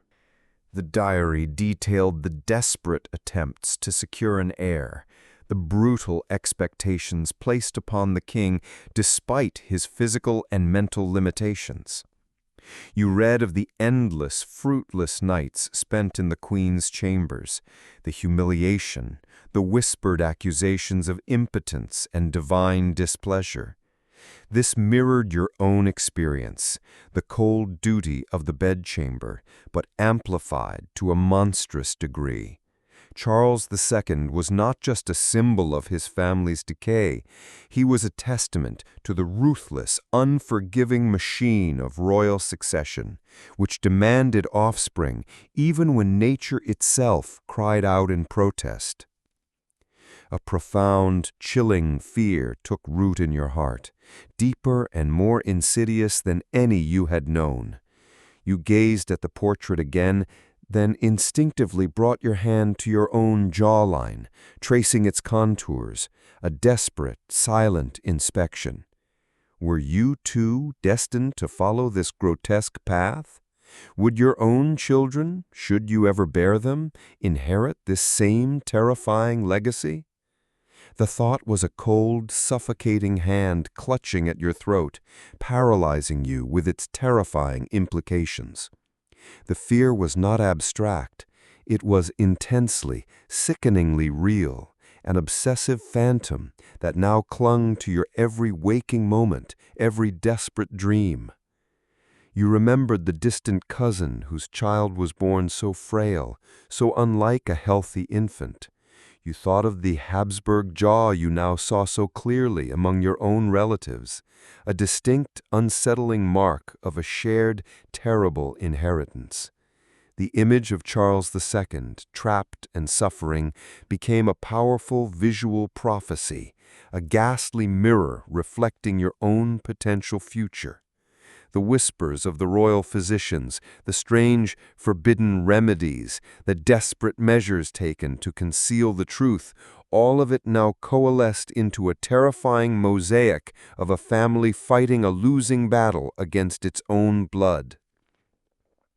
You carefully closed the diary, its pages crumbling slightly at your touch, as if the very paper shared the king's fragility. The historical precedents, once distant and academic, were now horrifyingly personal. You were standing in the very shadow of this tragedy, a tragedy that threatened to consume your own life, your own potential offspring. The burden of this historical knowledge was heavier than any crown, a crushing weight that threatened to suffocate your very soul. The archives, once a quiet refuge, now felt like a mausoleum of forgotten sorrows, each tome a silent witness to centuries of calculated cruelty. You could almost hear the collective sigh of generations of royal victims, their silent laments filling the air, a chorus of despair. The intricate tapestry of your family history, once so glorious, was now revealed to be a grim, macabre weave of suffering, deception, and decay. You were merely a thread within it, pulled taut, threatened with snapping. As you finally left the archives, the vibrant sunlight streaming through the palace windows felt harsh, almost alien. The sounds of daily court life, the distant clatter of hooves, the cheerful shouts of children playing in the courtyards seemed dissonant, a cruel mockery of the profound tragedy you had just absorbed. You carried the image of Charles II, his tormented face, deep within your mind, a haunting reminder of the true cost of purity. His ghost was no longer a vague historical anecdote. It was a terrifying, tangible presence, a harbinger of your own potential doom. The weight of this new understanding pressed down on you, a constant, physical ache. You felt a profound sense of injustice, not just for yourself, but for every royal child, every queen, every king who had suffered silently through the centuries for the sake of a bloodline. The gilded cage of your life, once a perceived privilege, was now exposed as a cruel hereditary prison, its bars forged from the very pure blood they so desperately sought to preserve. You walked the familiar corridors, but they no longer felt familiar. Every portrait, every family crest, every ancient artifact now seemed to whisper of decay, of the insidious price of power. The fear of repeating this history, of your own flesh and blood inheriting such a desolate fate, became an almost unbearable burden. It was a terror that gnawed at the edges of your sanity, a cold, relentless tide threatening to engulf you. This story, you knew, was reaching a crucial turning point. The knowledge you had unearthed was a dangerous weapon, and the question now was, what would you choose to do with it? A hushed, almost reverent silence fell over the grand salon as the aged genealogist unfurled a massive, intricately painted family tree, its branches sprawling across the polished table like the gnarled roots of a colossal, ancient oak.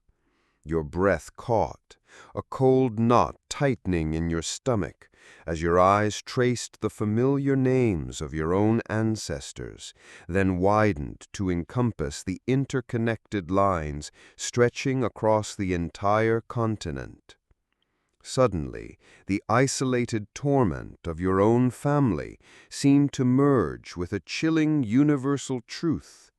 The genealogist, his voice a dry rustle like old parchment, began to speak of Queen Victoria of England, a figure revered as the grandmother of Europe. But his tone shifted, subtly, conspiratorially, as he revealed her unwitting, tragic legacy, a hidden serpent within the royal blood, spreading its venom across an entire continent. He explained how Victoria, through her countless children and grandchildren, married into nearly every major royal house across Europe, from Germany to Russia, from Spain to Greece, had unwittingly woven a deadly thread into the very fabric of monarchical power. This blue blood, the supposed symbol of unmatched purity and divine right, the very essence of power, became, in a cruel twist of fate, the invisible conduit for a devastating hereditary disease, hemophilia.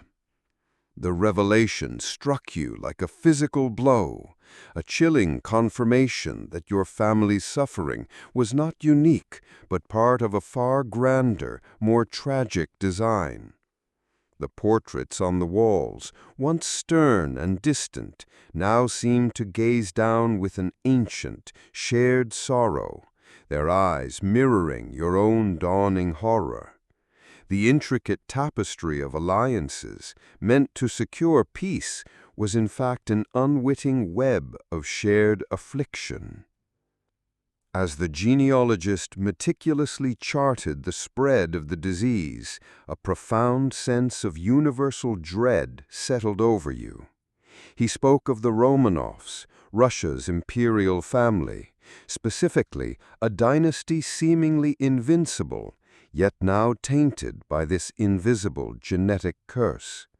You listened with morbid fascination, recognizing the familiar patterns of denial, concealment, and the desperate search for a cure that mirrored your own family's struggles. The air in the opulent salon seemed to thicken, heavy with the weight of unseen suffering, of countless royal children born into a life of gilded pain, their fragile existences a testament to a crown's unyielding demand for purity. The chilling narrative then turned to Alexei, the Tsarevich, the youngest son of Tsar Nicholas II. You had heard whispers of the Russian heir's fragility, but never the full, agonizing truth. The genealogist described a beautiful, lively boy, yet one condemned to a life of constant, agonizing internal bleeding, every fall a potential death sentence. He painted a vivid picture of Alexei's existence, shrouded in obsessive secrecy, shielded from the slightest bump or bruise, a child trapped in a perpetual state of fragile vulnerability. You felt a profound surge of pity for the poor boy, a mirror image of the sick infant cousin you had seen in your own palace, his life a testament to the unyielding cruelty of inherited fate. The story then pivoted to Grigory Rasputin, the enigmatic mad monk. You learned how his astonishing, seemingly miraculous ability to staunch Alexei's bleeding had propelled him from obscure Siberian peasant to the inner sanctum of the Russian imperial court. His presence, a deeply controversial and scandalous intrusion into the rigid formality of the Romanovs, was a stark illustration of the desperate, almost irrational lengths to which a royal family would go to save its heir, to secure its future. You felt a deep instinctive pity for the frail Tsarevich, but that pity was quickly eclipsed by a burning contempt for opportunistic figures like Rasputin, who so callously exploited a royal family's profound weakness and vulnerability for their own gain. The scent of musty books and fading ink filled your nostrils, as if the tragic history itself was permeating the very air. As the genealogist continued, painstakingly tracing the threads of hemophilia through the various royal houses, you felt an overwhelming sense of connection, a chilling realization of an invisible network that bound together the seemingly distant, independent monarchies of Europe. These royal families, though separated by vast distances, by language, and by centuries of often bloody conflicts, were, ironically, inextricably linked not only by carefully orchestrated marriages, but more tragically by these shared genetic curses. It was a complex, suffocating web of power and insidious disease, its threads woven from alliances and tainted blood. You could almost feel those unseen, intangible strands tightening around you, a phantom rope constricting your breath, pulling you inexorably into a shared, inescapable tragedy. The genealogist showed you faded photographs, then, of other royal children, some with the unmistakable Habsburg jaw, others with telltale signs of profound weakness, their eyes often holding that same distant, haunted look you recognized in your own kin. These images were not just historical records, they were silent, damning accusations against a system that prioritized blood purity over human lives, that sacrificed its own for the illusion of strength. The sheer scale of the suffering, repeated across generations, across nations, sent a cold shiver down your spine. This insidious fear, you realized, was not confined to the dark corners of your own family's castle. It stretched across the continent, an invisible plague that stalked the gilded halls of every interconnected monarchy. You began to notice the subtle changes in the demeanor of visiting ambassadors from other kingdoms. Their usual, rigid formality seemed tinged with a new, unsettling undercurrent of anxiety. You saw the flickering bewilderment and profound fear in their eyes whenever a royal child was mentioned, or when a whispered rumor of uncommon illness made its way through the court. It was as if they too carried the weight of this knowledge, this terrible secret that linked their own reigning families to this pervasive genetic doom. You recalled a recent visit from a young German prince, his movements stiff, his face pale, excusing himself from a simple dance due to a sudden ailment. At the time, you had dismissed it as mere etiquette or a passing indisposition. Now, under the chilling light of this new understanding, his subtle evasions, his carefully guarded expressions, took on a terrifying new significance. He wasn't just ill, he was likely another victim, another thread in this sprawling, tragic tapestry. The world, once a place of distinct nations and separate destinies, now revealed itself as a unified theater of royal suffering, connected by invisible chains of blood. The thought was almost overwhelming. Countless generations of royal children, born into unimaginable privilege, yet condemned to lives of pain, weakness, and often early death, all for the sake of preserving a pure lineage. The grand pronouncements of divine right, the intricate rituals of succession, all seemed a grotesque mockery in the face of such profound, inherited suffering. The very foundation of their power was simultaneously the source of their deepest vulnerability, a magnificent house built upon crumbling sand. The royal libraries, once a source of comfort and distraction, now became a new hunting ground for understanding. You sought out histories of other dynasties, biographies of monarchs once celebrated, now re-examined through this chilling new lens. You found subtle hints, veiled descriptions of fragile constitutions, nervous complaints, and unfortunate accidents that now screamed of inherited ailments. The dry academic texts transformed into heartbreaking chronicles of silent generational agony.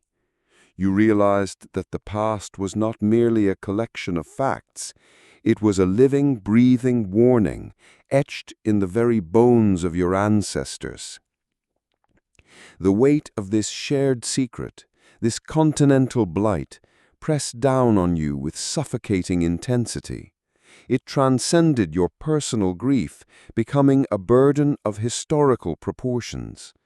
You were not just a princess facing a tragic marriage, you were a witness to, and potentially a victim of, a systemic cruelty, an enduring legacy of misguided power. The concept of pure blood that had been celebrated for centuries, for which countless lives had been sacrificed, was now revealed as the ultimate destructive paradox. It was the source of their weakness, the very poison in their veins.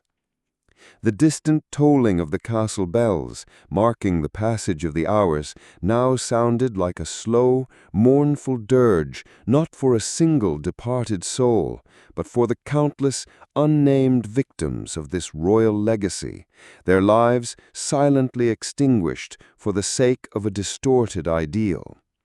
You felt a profound sense of shared sorrow, a silent kinship with all those who had suffered before you, all those who would suffer after you, trapped in this gilded, inescapable prison of their own blood. The question of defiance, once a quiet murmur in your mind, now resonated with a desperate urgency. Could you simply allow this cycle to continue, to perpetuate this suffering within your own potential offspring? Or would you find a way to break free, to sever this invisible choking cord of hereditary despair? The path forward remained shrouded in uncertainty, fraught with peril. But this new terrifying understanding, this global scope of the royal tragedy, had solidified something within you. It was no longer just about your family. It was about a continent, a historical reckoning. This part of the journey had revealed the true devastating cost of royalty, and the next would demand a response. The scream wasn't loud, but it was raw, piercing the thick silence of the shadowed wing of the palace like a rusted nail scraping against a slate. It was quickly stifled, replaced by a low guttural moan that clawed at the air, dragging with it a profound sense of anguish. Your blood ran cold. You knew that sound. It was the distinct cry of Prince Alaric, your cousin, a man whose existence was a carefully guarded secret, a testament to the throne's hidden vulnerabilities. A sharp, acrid scent, like burnt sugar and old fear, suddenly clung to the air, making your stomach churn. You pressed yourself against the cold stone wall, your heart hammering against your ribs, a frantic bird trapped in a cage. This wasn't just a physical torment. This was the soul's cry, stripped bare of all decorum, echoing the silent, agonizing price of the crown. Every strained breath from behind that heavy oak door was a testament to a life devoured by its own gilded lineage. You had only ever glimpsed Alaric from a distance, a fleeting shadow in a seldom-used corridor, or a heavily veiled figure hurried into a carriage. But the stories, whispered with a mixture of pity and terror, were chillingly vivid. A mind perpetually adrift, a body racked by unseen ailments, moments of lucidity tragically brief. Now you were witnessing it firsthand. The guttural moaning escalated, punctuated by a series of deep, rattling coughs that seemed to tear at the very fabric of his being. It sounded like a dying animal trapped in a velvet cage, its desperate struggle a horrific symphony of despair. He was not just unwell, he was profoundly, tragically broken, a royal ornament, shattered beyond repair. You could envision him in his isolated chamber, a room perhaps as lavish as your own, yet a prison all the same. He was likely surrounded by silent attendants, their faces masks of professional indifference, witnessing his suffering day in and day out. They were simply cogs in the grim machinery of the court, tasked with managing a living, breathing testament to the crown's hidden burden. The very air around his solitary existence must have been thick with the essence of despair, a miasma of hopelessness that clung to skin and soul alike. You felt it now, this invisible miasma wrapping around you, despite the distance and the thick walls, a chilling premonition of your own potential fate. The low lament from Alaric's room continued, a mournful, almost animalistic cry. It wasn't spoken in words, yet it resonated deeply within your own mind, a sad, haunting chorus of profound suffering, a symphony of lost possibility. This wasn't merely the sound of physical pain. It was the raw, unadulterated cry of a soul trapped, yearning for an escape it would never find. You could almost feel the phantom touch of his trembling hands, see the vacant, desperate look in his eyes, hear the meaningless murmurs that were his only form of communication. The smell of pure, unadulterated despair, a scent entirely unique and utterly pervasive, seemed to seep from the very stones of the palace, clinging stubbornly to your skin like a stubborn stain, impossible to wash away, no matter how vehemently you scrubbed. It felt like a fundamental defilement, a permanent blemish on your spirit. You imagined the life Alaric must lead, confined within the gilded bars of his existence. He could not run through sunlit fields, or laugh freely with friends, or engage in the grand pursuits of nobility. His was a life of eternal twilight, a mere whisper of what a human existence should be. He was a beautiful bird in a golden cage, its wings meticulously clipped, its song replaced by a mournful, internal lament. His very presence in the palace was a testament to the ruthless calculus of the throne, a living sacrifice to the demands of royal continuity. He could not live a full life. He was condemned to a shadowed existence, imprisoned within his body and mind, a stark reminder of the hidden costs of absolute power. Then your thoughts turned to Alaric's parents, your aunt and uncle, King Ferdinand and Queen Isolde. They were figures of immense power, their faces carved from the granite of duty and tradition. But you had glimpsed it before, in their fleeting glances, in the almost imperceptible tremor of their hands during grand ceremonies, the profound agony of royal parenthood. They had often made the unimaginable sacrifices, offering up their own son, their own flesh and blood, to the insatiable maw of the future of the kingdom, a future that often devoured its own. You saw them now in your mind's eye. King Ferdinand, his jaw perpetually clenched, his silence a roaring testament to his internal battle, his pride battling his despair. And Queen Isolde, whose once vibrant eyes were now shadowed with a permanent melancholy, her gentle touch often lingering a moment too long on the sleeves of young, healthy pages, a silent, desperate longing for what could have been. Their lives were a constant negotiation between the private agony of their child's suffering and the public facade of a strong, untroubled dynasty. They had to conceal, to deny, to present a perfect, unblemished front to a court perpetually hungry for weakness, for scandal. Their love, fierce and undeniable, was trapped within the unbreakable chains of royal obligation, a silent, agonizing scream against a deafening, gilded silence. The Grand Vizier, always lurking in the shadows, would have been the one to advise them, his voice cold and logical, on the strategic necessity of secrecy, of containment. He would have reminded them of the kingdom's stability, of the political leverage that could be lost if the heir's condition were known. And they, bound by their oaths and their inherited roles, would have acquiesced, sacrificing their child's well-being for the greater, colder good of the crown. This was the brutal truth of the choices made by royal parents, a reality that chilled you to the bone. The thought then struck you with the force of a physical blow. The throne, the gilded chair of ultimate power, did not bring happiness. It brought immense power, yes, boundless influence, untold riches, but it also relentlessly stripped away peace of mind, physical health, and sometimes even sanity itself.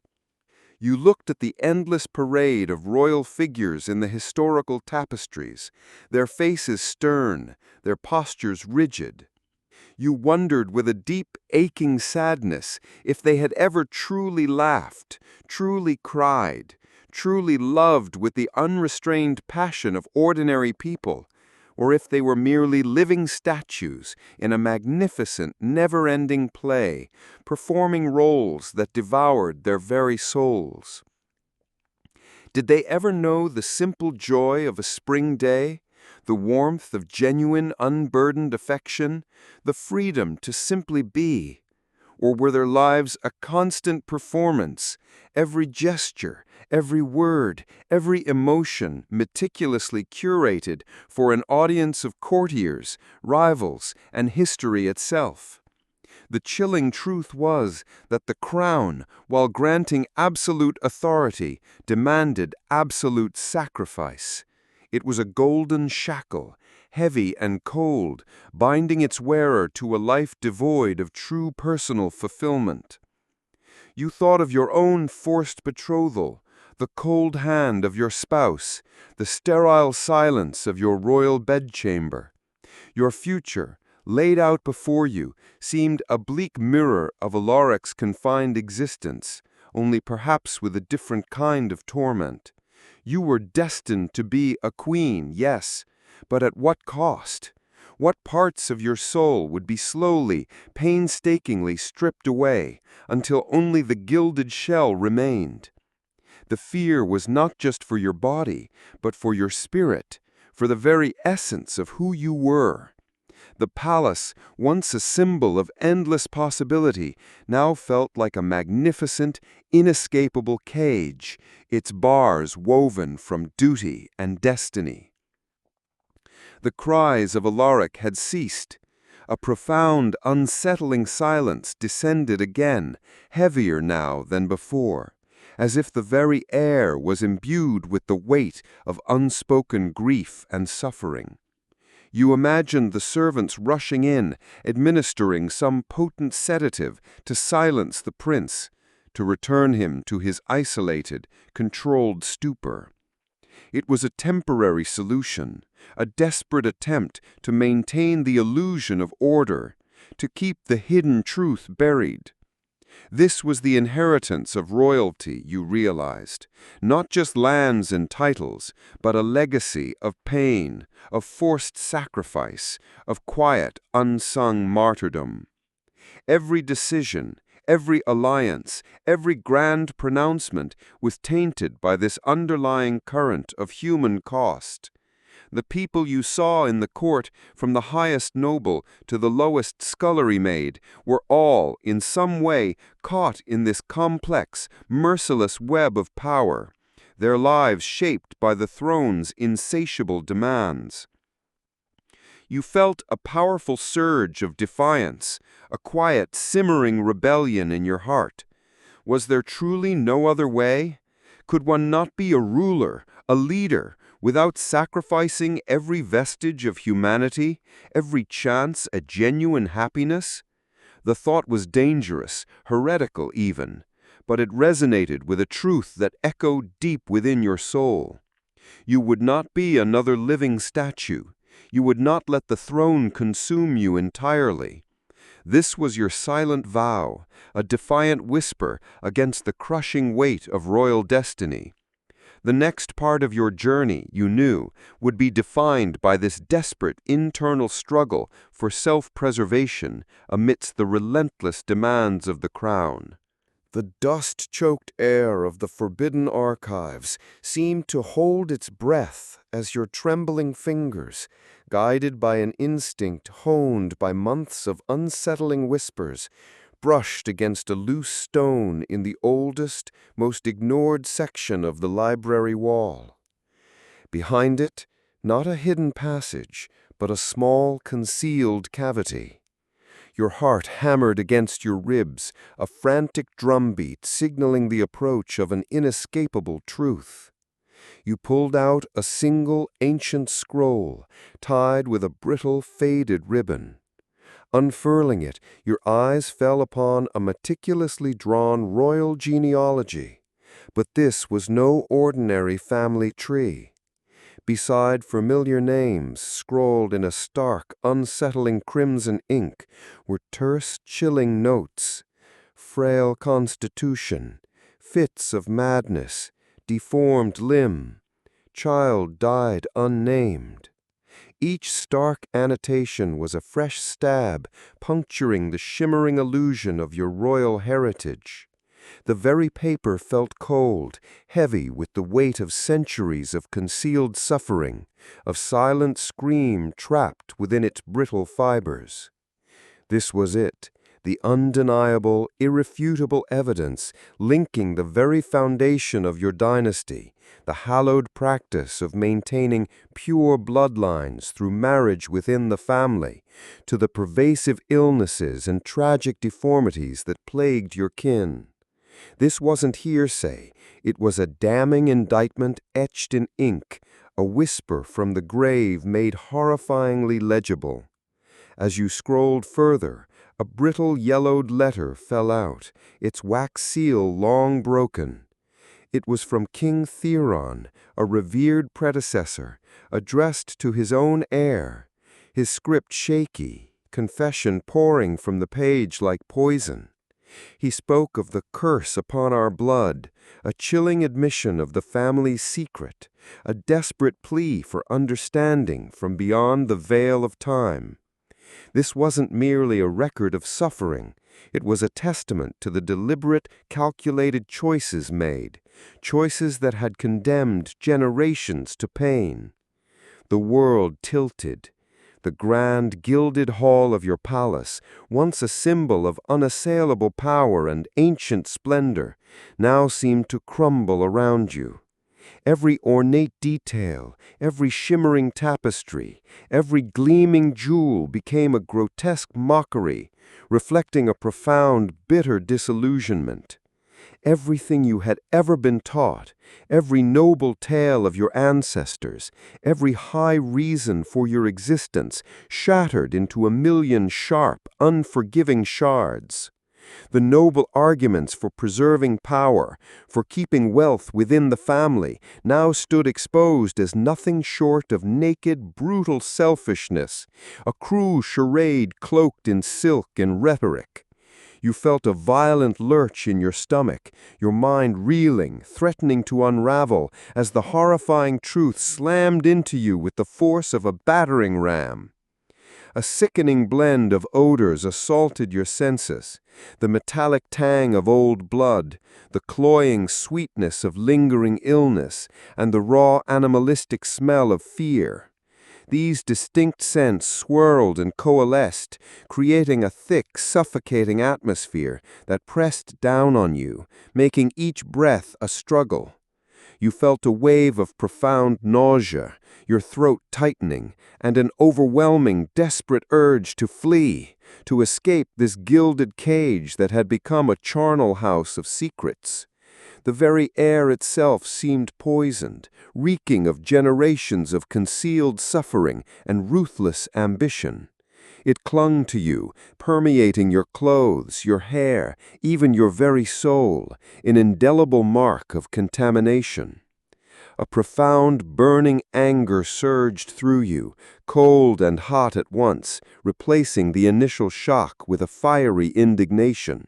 You were enraged for Prince Alaric, whose muffled cries still echoed in your memory.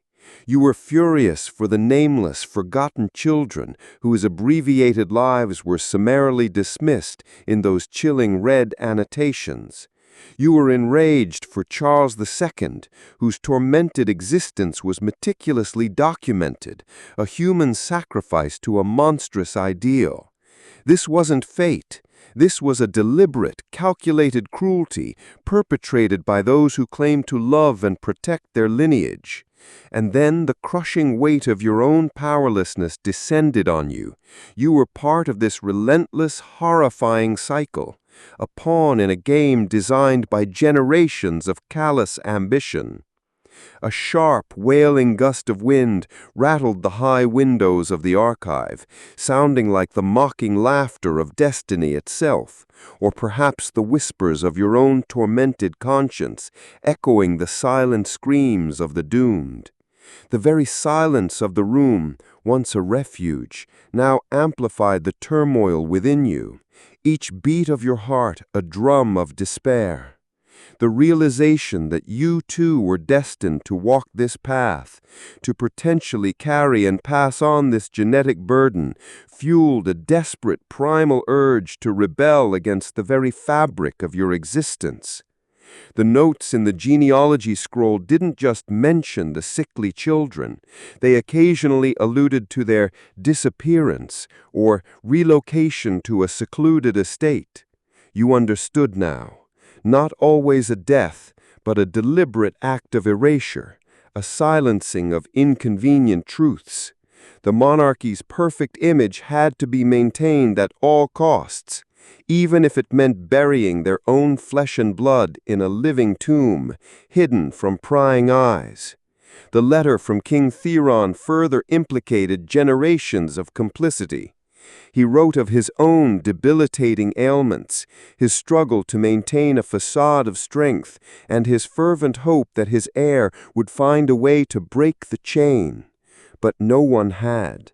The chain had simply grown stronger, each link forged in suffering. You crumpled the ancient letter in your hand, the dry parchment crackling like brittle bones.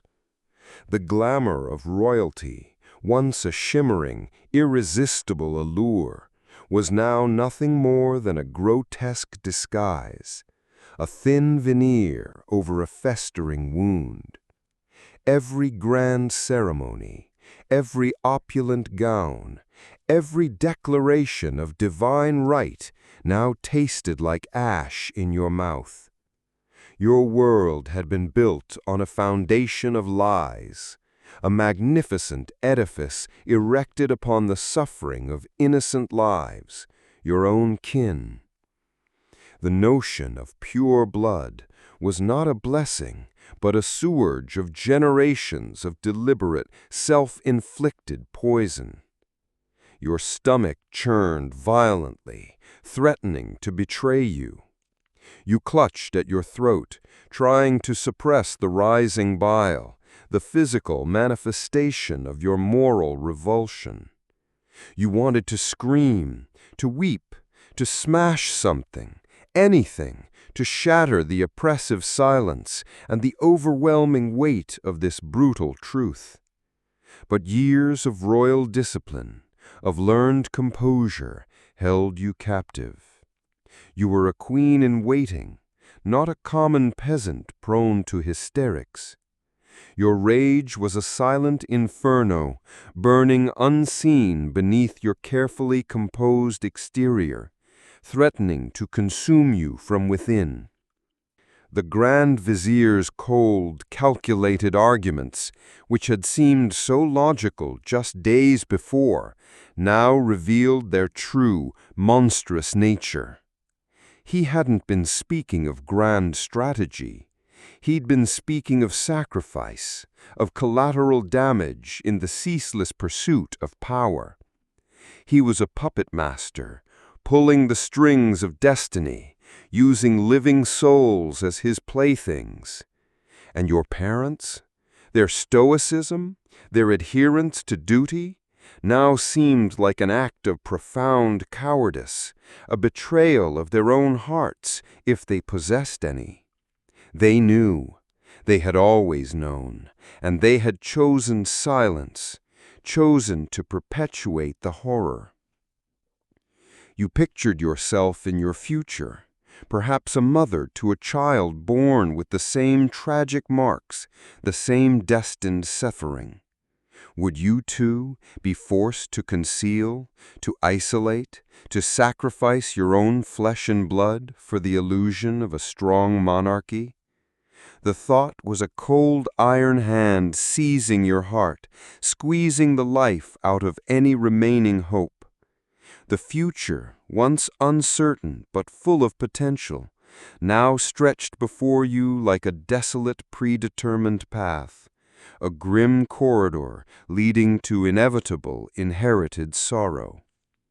The faint, musty smell of aging paper and stale ambition permeated your senses, a constant, sickening reminder of the crushing weight of the secrets held within these walls. You felt an overwhelming urge to run, to sprint from the castle, to shed the heavy, suffocating robes of royalty and simply disappear into the anonymity of the world outside. But where would you go? Who would you be without the crown, without the lineage that had also become your prison? Your identity, inextricably linked to the very institution that now repulsed you, was a gilded cage from which there was no obvious escape. The royal portraits that lined the corridors, once viewed with reverence, now seemed to sneer at you, their painted eyes holding the cold, knowing secrets of centuries. You saw the subtle prognathism in one queen, the oddly vacant gaze of another king. They weren't just historical figures. They were living ghosts, their suffering echoing through time, demanding recognition from the living. Their silence, once noble, now felt complicit, a collective betrayal of every royal child born into this insidious cycle. You walked through the silent, echoing halls, the sounds of your own footsteps reverberating like funeral drums. Every step was a step further into this nightmare, a deeper descent into the chilling reality of your existence. The weight of the crown, once a symbol of prestige, now felt like a leaden anvil chained to your soul, dragging you down into the depths of despair. The power it offered seemed utterly worthless in the face of the human cost. The cold truth of your lineage, the brutal calculations of the court, and the sheer helplessness of your situation settled around you like an impenetrable fog. Your anger mixed with a deep, profound sadness, a lament for all the joy, the health, the simple human connection that had been sacrificed on the altar of power. The throne, once a beacon of glory, was now a monument to human suffering, built on a foundation of broken lives and shattered dreams. This Kumbindi had shattered every illusion, leaving you adrift in a sea of bitter reality. The next journey in this story would begin with the agonizing question, how do you survive? How do you find meaning when everything you believed has been exposed as a cruel, horrifying lie? The cold, brutal truth of the archives had stripped away every illusion, leaving you adrift in a sea of bitter reality. The silence of your private chambers, once a sanctuary, now felt like the suffocating quiet of a tomb, amplifying the cacophony of shattered beliefs in your mind. The weight of the ancestral deceit, a burden heavier than any crown, pressed down on you, threatening to crush your very spirit. Your reflection in the polished silver mirror was no longer that of a bewildered princess, but a woman hardened by harrowing knowledge, her eyes holding the bleak wisdom of 1,000 unsung tragedies. This was the crucible, the moment your destiny, once a pre-written scroll, became a blank page waiting for your defiant hand. You paced, a caged animal, the intricate patterns of the carpet blurring beneath your frantic steps. Every memory of Prince Alaric's pained cries, every chilling note in the secret genealogy, every line of King Theron's desperate confession hammered in your skull like a blacksmith's hammer against an anvil. The path before you split, stark and terrifying. One fork led to acceptance, to the familiar, if grotesque, embrace of predetermined fate, risking the perpetuation of the very tragedies that now haunted your every waking moment. The other, an uncharted, perilous journey, hinted at breaking the vicious cycle of the blood curse, a term that now felt less like a whisper and more like a shouted accusation. This alternative meant facing down the unyielding traditions of the court, inviting fierce opposition, perhaps even mortal danger, and irrevocably abandoning the comfortable, if deceptive mantle of absolute power. The sheer magnitude of this decision pressed down on your shoulders, a kingdom's weight balanced precariously on a single soul. The choice, you realized, was not just for yourself. It was for the unborn, for the fragile innocence yet to be cursed by the very lineage that was meant to protect them. It was a choice for the memory of the suffering, a silent act of defiance against the very ancestors who had wrought this devastation. The cold calculation of power that had justified so much pain now demanded an equally cold but profoundly courageous response. You would not be another link in their chain. You would not be another willing participant in this slow, gilded suicide of a dynasty.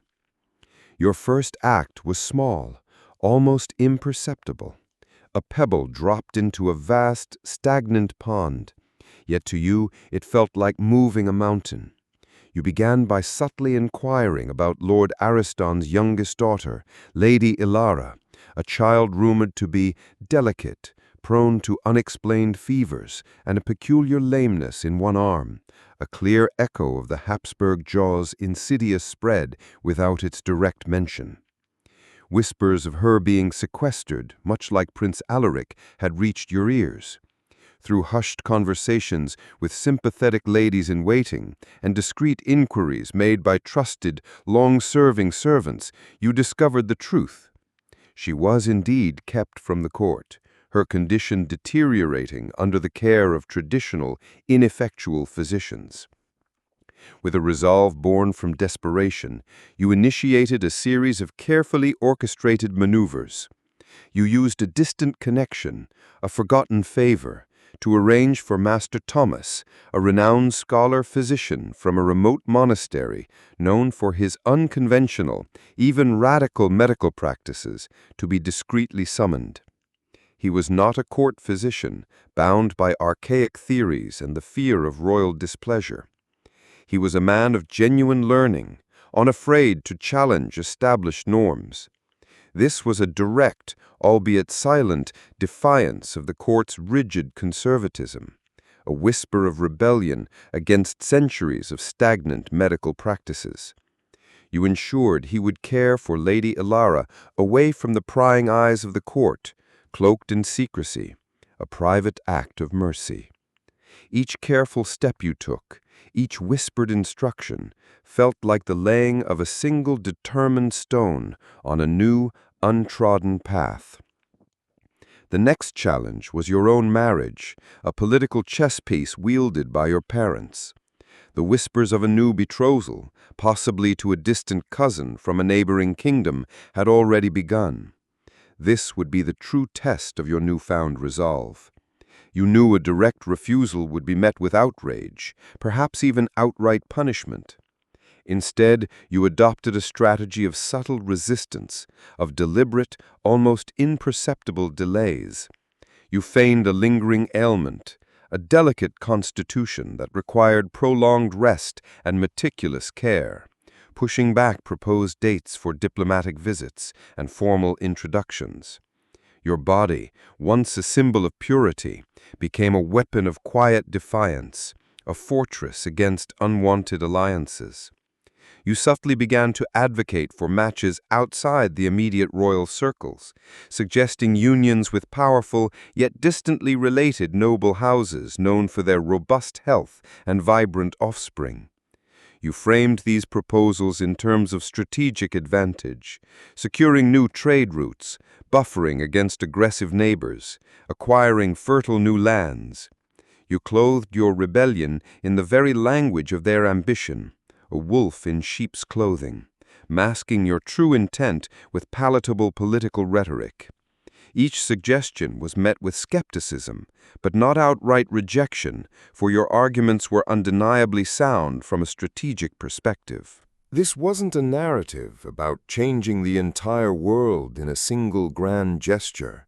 It was a deeply personal story about you, a single individual, finding the immense strength to fundamentally alter your own destiny, and perhaps subtly influence the fates of those closest to you.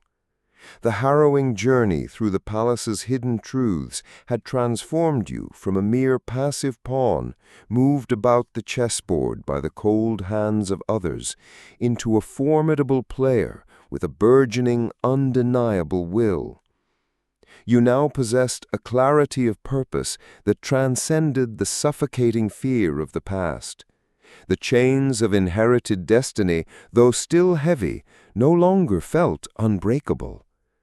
The weight of the decision, once overwhelming, now felt like a solemn vow, a quiet promise to yourself and to the forgotten victims. Your actions, though hidden and subtle, were fueled by a burning conviction, a desperate hope for a different future.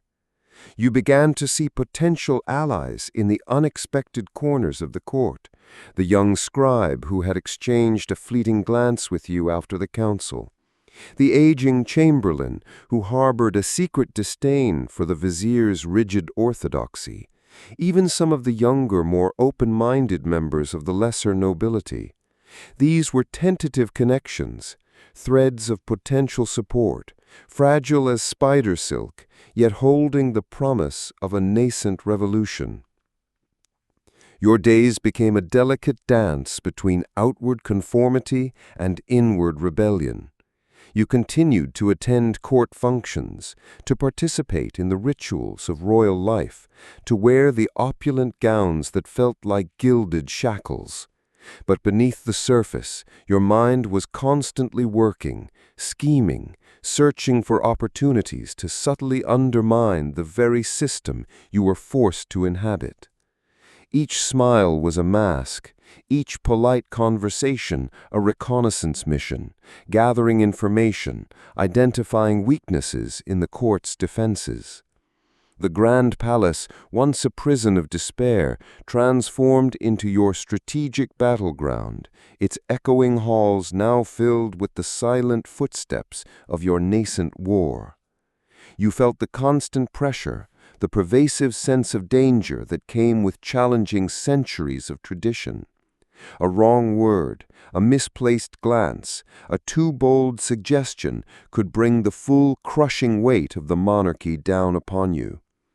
The Grand Vizier, ever watchful, ever calculating, remained a formidable opponent, his eyes seeming to bore into your very thoughts. Your parents, though unknowingly complicit in your subtle defiance, were still powerful figures, their devotion to the crown absolute. Yet within this perilous landscape you found a strange, fierce joy in your agency, a defiant spark that refused to be extinguished. The memories of the past, of Charles II's suffering, of the chilling entries in the secret genealogy, no longer merely haunted you, they propelled you forward. They were not just a source of despair, but a powerful motivation, a constant reminder of the horrific consequences of inaction. You carried their pain, yes, but you also carried their silent plea for a different future, a future you were now determined to forge. This was the legacy you chose to embrace, not one of suffering, but one of change, however difficult, however uncertain. The story now, at its precipice, culminates not with a definitive end, but with a profound, echoing question. You have found the strength to challenge your destiny, to lay the groundwork for a different path, to ignite a quiet rebellion from within the heart of the monarchy.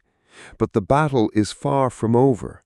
Will you truly possess the unwavering strength, the cunning, the sheer will to write a fundamentally different conclusion for this harrowing tale? Or will you, despite your newfound purpose, ultimately remain but a determined piece in the sharp, merciless game of the throne, forever bound by its secrets and the predetermined fate it seeks to impose? The future, fragile and uncertain, now rests squarely in your hands, its every possibility waiting to unfold within the ancient, silent walls of the castle, forever witnessing the intricate dance of power and the indomitable spirit of those who dare to defy it. This journey is yours to command. Thank you for joining us on this journey through the shadowed halls and tragic secrets of medieval royalty. We hope this tale has lingered in your thoughts, prompting reflection on the cost of power and the weight of destiny. If you found yourself captivated by this exploration, please leave a like, share your most resonant moment in the comments below, and subscribe to the channel so you don't miss the continuation of these compelling historical narratives. Until our next captivating story unfolds, farewell.